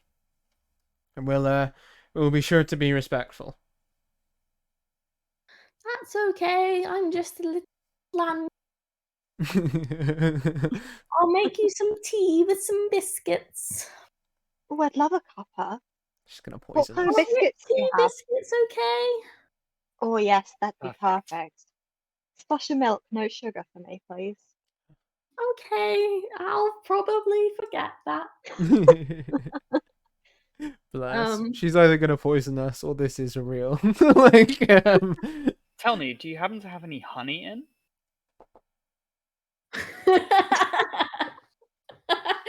Sorry, Jaden's face just then. She turns around and she's like, oh no, I haven't got any honey, I'm afraid. Used the last bit on my toast this morning. Of course, that makes sense. So, finding your way inside, you go up and first there's like a small little 2-room kind of layout which has got a little bedroom and then an archway that opens out into the back of the warehouse, and there's all manner of empty cages and boxes stacked upon themselves containing perches, animal bedding, little food bowls. There is a wonky bookshelf jutting over the doorway that you have to squeeze yourself past, filled with tomes on all manners of subjects. And then there's a framed painting of the caretaker, who is a short, gender-ambiguous human with curly shoulder-length hair, thick lens glasses, and wide-brimmed explorer's hat, dressed smartly but practically, ready for adventuring. Do we recognize this person? No, you have not met this person before. Okay.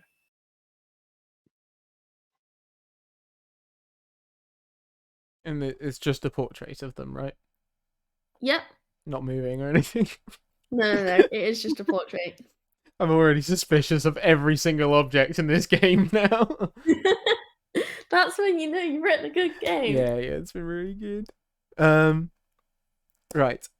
Yeah, we'll have a look around. Is the captain and the egg with us? No, they're still on the locomotive. They're still on the ship. Okay. Right. Yeah, I'll I think Zachariah will take a little bit of a kind of a backseat, waiting for someone to kind of direct them towards a certain goal. Are there any books in the room? There are a lot of books. Do you want to have a look through them? Very much so. Okay, roll me in mirrors and use your book smart to look through them. A 1. So I think he's suddenly forgot how to read. That's okay. Your peril increases by 1 because as soon as you go to pick up the first book, something lands on your back.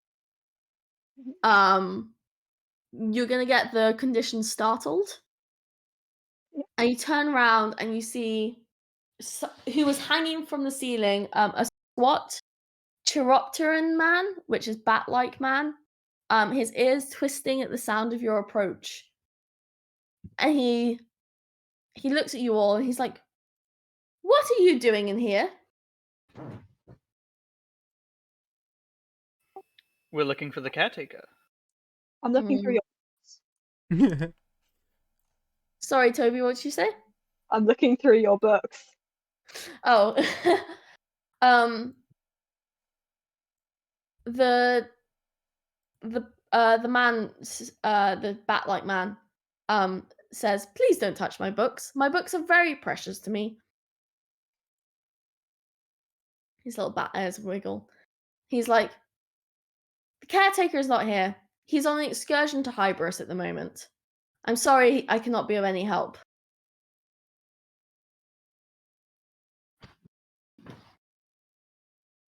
Where's that? Oh, where is that? That's a great question. Let's have a look on the map. It's north. So unfortunately, it's the opposite direction you just traveled. So you're going to have to go back past Polymers.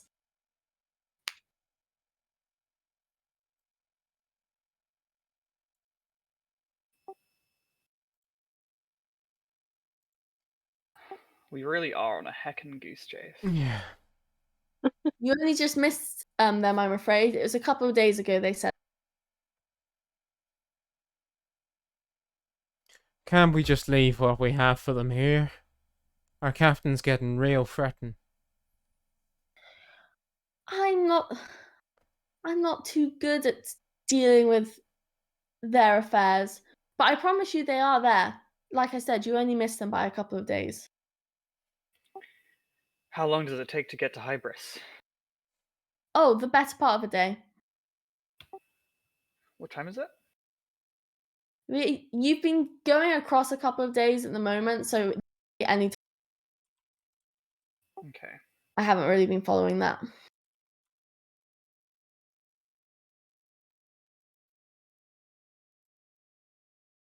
Let's set off sooner than later. Okay. Okay. So you make your way back to the ship.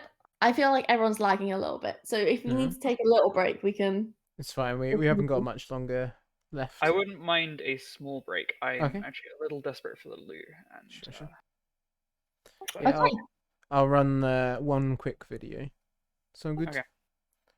Sounds good to me. See you in a minute. My name is Emma Blackmore. So when I was born, I was diagnosed with congenital rubella syndrome, which resulted in me having hearing loss and eyesight loss, along with various of other complex needs. So if someone really wanted to make the changes where accessibility hasn't been great, I would highly just say, come and reach out. We won't buy it. We just want to help try and make the changes so you can have more people come and enjoy it. My name is Maria. I'm supported by Sense and use the swimming pool and enjoy the cafe. I know hearing people won't sign to me and I need my mum and dad there to sign. But it would be nice if people addressed me and spoke to me. My name is Saihan Islam and I know Sense through the buddying scheme. My buddy helps me and takes me out to do activities because I find it hard because of my difficulties. I've got this condition that I find it hard to move around and get around places. If the table can be a lot more spaced apart and sort of like a more walking space, and for the staff to be trained about autism and other like issues that people have. My name's Helen Conway. I've been involved with Sense since my children were babies. So Ernie has Down syndrome. He's also classed as visually impaired and he has a learning disability and communication issues. I think as a family you just want for like the waiting staff not to be afraid to talk to Ernie himself or just get involved with him. There's nothing to be afraid about.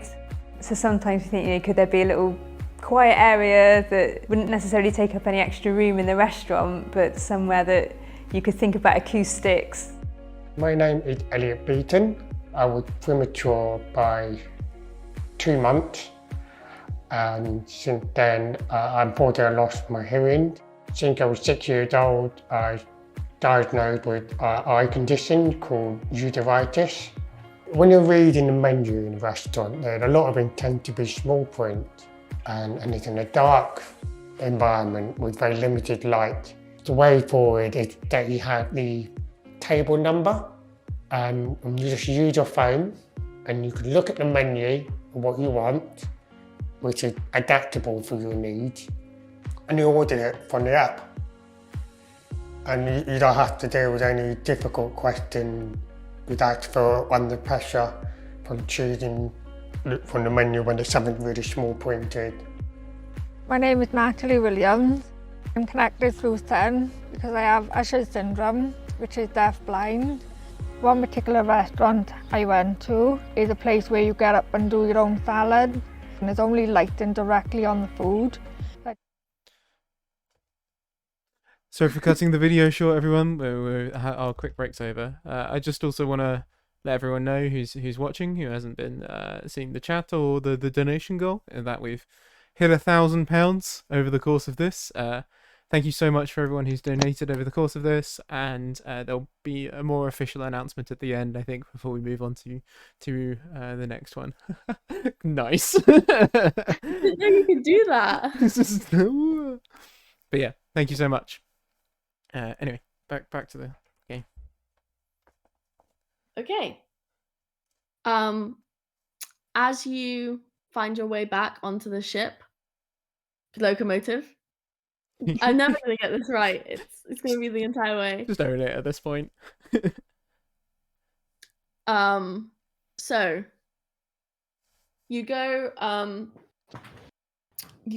back onto the locomotive and make your way to Hybrid. You notice as you're traveling over the next couple of hours, it's quite a peaceful journey. You don't feel too maddened or stressed or overwhelmed. That Mariana has now gone on to muttering the smut that she had wrapped around.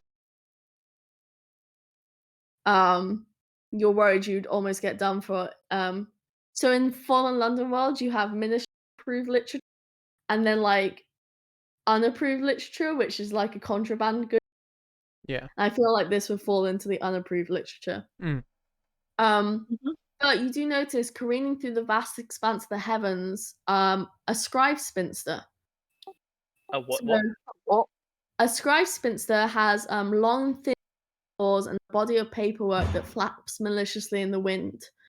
They are survivors of the Pergamon Manse, a house of records destroyed by treachery, and their gowns are stitched from the pages they managed to salvage. They're known for prying locomotives apart with their bronzewood fingers, and they harbor a particular hatred for devils and their machinations. And this one's just passing you by. Mm-hmm. Repelled by Carver's love of books. Yeah. There isn't enough paperwork on the ship for it to be a problem. Mm-hmm. Ship, locomotive. But you just see it fluttering through the sky. And then you begin to reach Hybris. So drifting spores clog your engine's chimney. It splutters, then coughs, expunging them with a belch of steam. Fungus covers this place like a blanket. It sprouts, pallid white and angry red, on every outcropping and asteroid. As you pass by a particularly large fungi cluster, exploding from its surface like spores emerges a battered locomotive, steadfastly set on a course towards you.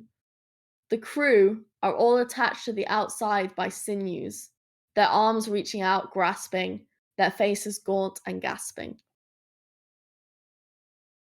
What are you guys doing as this is coming towards you? They don't look friendly. Warn them. If they come any closer, they will be fired upon. I'll signal down them. I'll say, come closer, you'll be fired upon.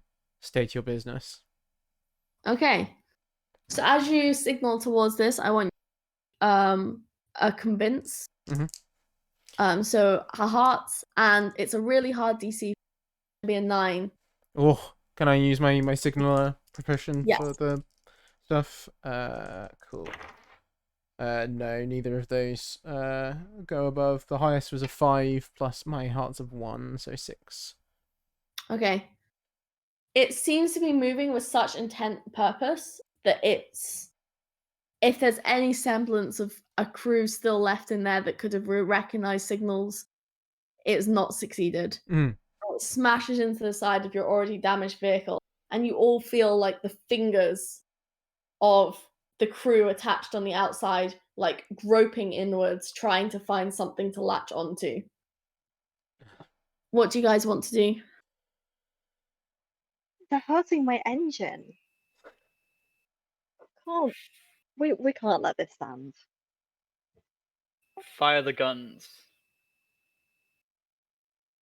Okay, John gets into his position, and you don't have to ask in this circumstance. He gets out the cannon and he just like rips into the side of it, sending spores fluttering across the thing. I want you to roll for John's roll, and you get to roll with the engine stats. So roll twice. Take away 1 because it's still damaged. Okay. It's gonna be an 8 minus 1, 7. Okay, I was thinking 7 was roughly the DC. So yeah, you just see this, and like I say, it isn't blood that erupts from within their bodies, it's just more and more spores that just like oozes out and fills the air around you until it's like a foggy green. Crew, do not breathe. You slam Carver immediately starts holding his breath. But you begin to feel like this heat, like it's almost slightly drunken feel as like it overwhelms you.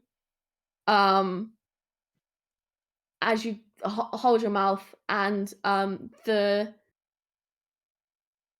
locomotive, even though you succeed with the gun and it disappears, you still find yourself like drifting until you almost land on one of the oh, there's a word for different fungi parts, and I do not know the word off the top of my head, but cap is the word, right? Yeah, cap for the top. Yeah. There's also another word that's even fancier for the underneath bits, but I can't remember that word off the top of my head. I feel like I should know this. There's gills or lamellae is generally what they're called if they're like the ridged fungi. Okay. So I'm going to say you land on the top of the cap because that's easy to pronounce. And you see up ahead, careening into the soft, welcoming cushion, you land on Hybris. There's a settlement a couple 100 feet away, but there's no sign. No sign of what? Movement. Is there anything else of note here? Any other places? It's quiet, and there is... Actually, roll me a mirrors, please. DC 6. Ooh, 10 minus 1, 9. Okay. You see where this locomotive that just attacked you crashed. There's another one up ahead that has also crashed, but it's been the fungi has grown over it like a blanket, so it just looks like a lump on one of the things. You noticed it at first. Come on, bring the captain. It's time we deliver this package. And there's a salute, and I'll go gently get the captain. Captain, come on. We need to head out of here. Okay. She clutches the egg to her, and she takes the whole nest with it until she's just holding it in like the way you hold a jungle skog. I love my jungle skog so much. He's called Smoky Hank. Smoky Hank.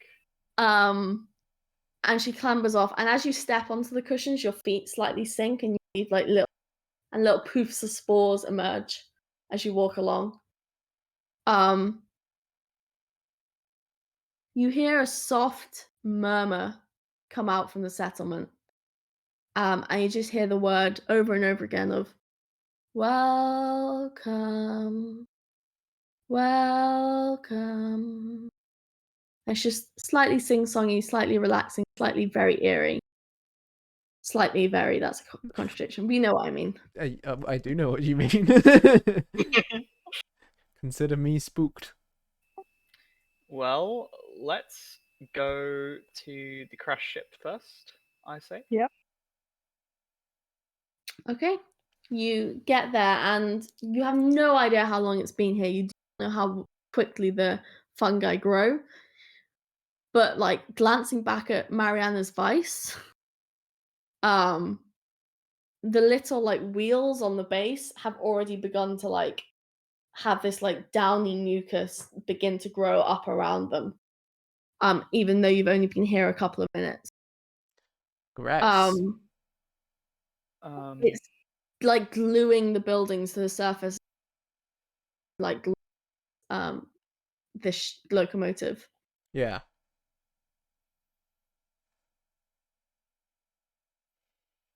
All right. Well, Are you looking inside?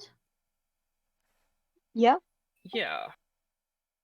Before we go inside, may I ask, is there still like angry ships around the space that are gonna make it difficult? No, it seems to have completely calmed down. Okay, I'm gonna order 2 of the crewmates to go back to the ship and keep the engine running, and possibly just kind of drift around. If they have a way to see us and like come park when we need to be picked up. Yeah, that's easy enough done. Okay. So you climb into this locomotive. There are these beautiful fungal clusters on top of every surface, and they're all manners of colors, from purples to pinks to reds to blues. And they are all just dotted around the place. And you see cages, empty but large, dotted around the place, and a few supplies that have now molded and grown over.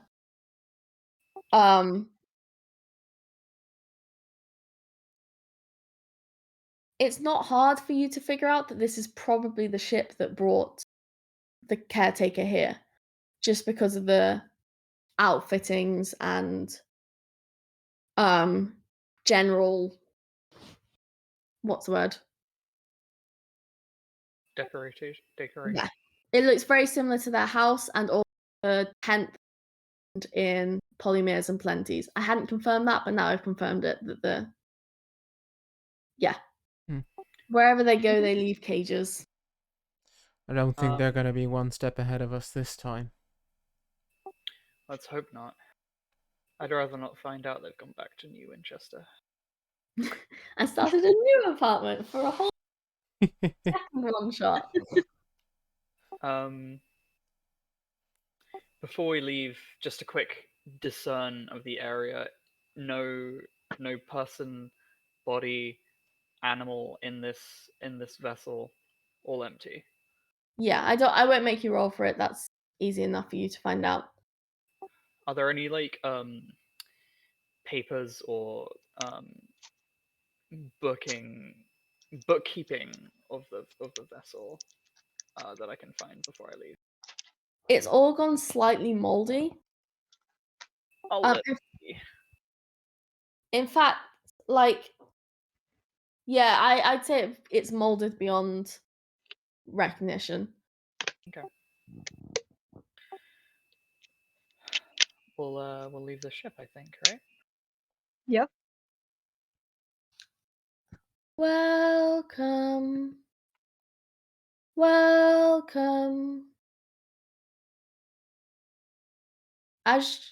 Do you walk towards the outpost and the welcome? Yeah. Well, they're inviting us in. I feel like it would be polite to accept. Yeah, they sound, welcoming. We have good manners on our ship. As you arrive, a crowd of settlers surges forward from within every building, moving in unison, limbs fluid with phlegm from the fungi network that possesses them. The caretaker is amongst this band, at the very front, just drifting towards you.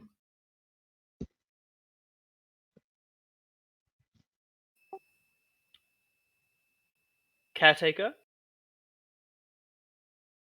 Welcome. Yeah, you've said that already. Join us. No, thank you. We have a package for you, though. Bring it to us, please. They are very If you'd polite, like to aren't sign here. they? Yeah, can you sign here? Yeah, we'll need to take a photo to confirm delivery. No, I'll take the captain gently by the arm and lead her forward. And be like, Captain, this is where we drop it off. I believe so. Oh, sorry, I'm not the captain. Not yet, you're not. That's my character. That's my character leaning into me, thinking I'm the captain. Sorry. The captain looks at the caretaker and with her blackened eyes and says, Caretaker? Caretaker? Caretaker? And they just clutch the egg closer. There's something they don't seem to trust. It's them. They've changed, sure, but this is the caretaker.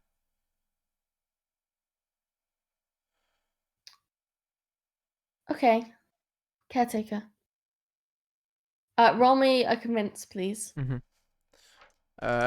He'll preface this as well, saying, "We can always take it back, if you want, Captain, but we won't find the caretaker anywhere else but here."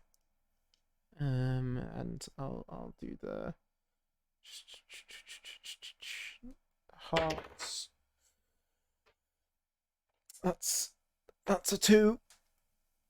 It's not below my peril, but it's a 2. Okay. As she goes to hand over the egg, it slips from her grasp and smashes onto the floor. Just shell pieces sinking into this fungus. And she screams. The caretaker has no reaction. In fact, all you notice is this hive mind of settlers just creeps a little further forward and like slowly engulfs the cracked egg. But the captain is now screaming, and she lifts up her hand, and you notice no longer fingers, but it has turned into these thin, long wooden claws, and she slices it across your chest. What do you want to do? Oh, and also your peril increases by 2. I was gonna say. You get the condition wounded. Yeah. He'll stagger back a little bit, just purely from the impact. Kind of look down at his slightly rent open chest, and he'll place his hands on it and go, "Captain, it's not you. Come on, we need to get back to the ship." She just screams, and then she begins to float slightly as she pulls herself up, and you now notice that like the nest that she'd been holding towards her seems like glued and attached to her body. And she has undergone a transformation just merely in here into becoming a fully fledged scribe spinster. Oh my god. And she rushes towards your ship and begins to just lash at it and smash it and begins to, like, with her thick arms, try and break down the sides of the walls. What are you guys doing? Crew?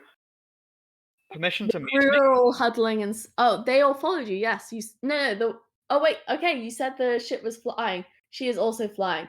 It is now, like, this battle going across in the air, and you can hear the sound of gunshot as John is, like, trying to shoot her off the side. What are you guys doing? Permission to mutiny?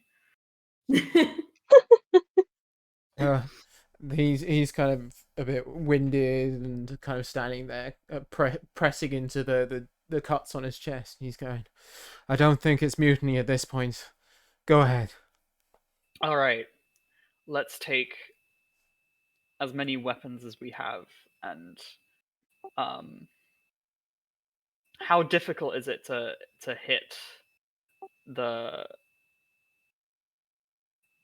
far gone captain at this point? She's pretty dexterous, pretty swift, but I'm gonna let you do the last roll of the night because we need to wrap up. So roll me an irons. I will give you you get your advantage of first officer. This is you taking control of the situation and captain. I am pleased to inform all of you the last roll of the night was a 10. Hey. So you take out your pistol, you aim it straight for this, for the body of the scribe spinster, and it explodes with a flutter of parchment. It doesn't kill her, but it causes her enough to scream and veer off, and she disappears into the night. The locomotive is able to land and collect the. You leave the hive mind with the caretaker, and you disappear off into the night. Sound good? Yeah. Yeah. Yep. We did it. You found the caretaker. We did. We found him. Get their egg. Zachariah probably needs to spend a little while in the medical bay from having been slashed with these long claws. And he enjoys looking at, like, drawing his pictures in that time. I did a practice run of this game with a different group of people, and they killed the caretaker at the end. They literally were like, they did what the circus asked them, because they were like, yeah, so we're just going to kill the caretaker.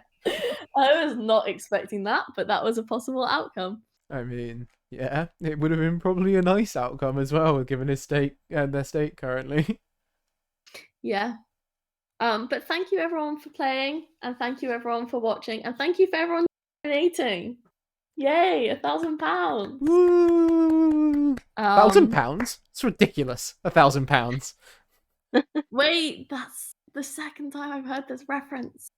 It's what's it from? Stupid, I think. One of the old CBBC shows or something. Mm-hmm. Yeah. Memories. Yeah, good times. Good times. Right.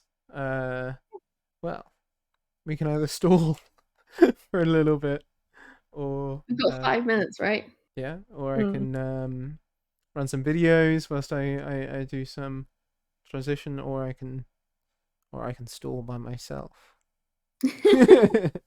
But no, thank you. Great time to practice your 5-minute. Yeah, you've all now got my sketch show. Thank you so much, Oak, for running that game. It was fantastic. I'm gonna ask you who the body pillow is of. This is of a guard from Oblivion, one of the Elder Scrolls games. Okay. So it's Oblivion has a kind of a bit of a meme around its animations for getting you into dialogue, where sure thing, Zach. Where it basically zooms you in really heavily into a character as soon as you engage in dialogue, and the guards like to stop you and jump scare you whilst they do that. And the lady got very confused when I wanted that. Parts of that game, being constantly jump scared. It's so good. Anyway, Well, really janky mechanics. I just have Jungle Skog. Yes, they keep you safe at night. Same as my Oblivion guard. I have been ordered by Mr. Tablethon himself to say that the goal is going up. Not satisfied with £1,000, which is already ridiculous. We are moving the ever charitable goal up to, I believe it's 2,000 is the next one. We met it last year and the year before, and hopefully we will meet it again. So thank you all so much for donating, and thank you, Oak, for the wonderful game that got us there. Okay, are we heading off? Yes, I think I will be, at least. Yep. I'll cut to a single video, but I might be back. But and the rest of us can all head off. Thank you. Night, night. Bye. Night, everyone. Good night. Thank you. Bye. Bye.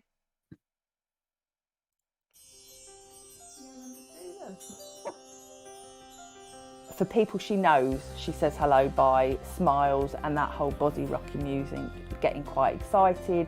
I know who that is. I know what to expect from that person. You know that Annie likes something by the way that she will look at it, she will move away, she will come back. Lots of this sideward head movement is often a sign that I'm actually quite happy, I'm quite relaxed, I do quite like it, but I will come back to it in my own time. If she really dislikes something, it's a definite throw it away, push it away, and she doesn't have that process of going backwards and forwards. If people were to see Annie out, the best way to say hello to her is to get down to her eye level and to wave and to have a nice sort of friendly smiley face.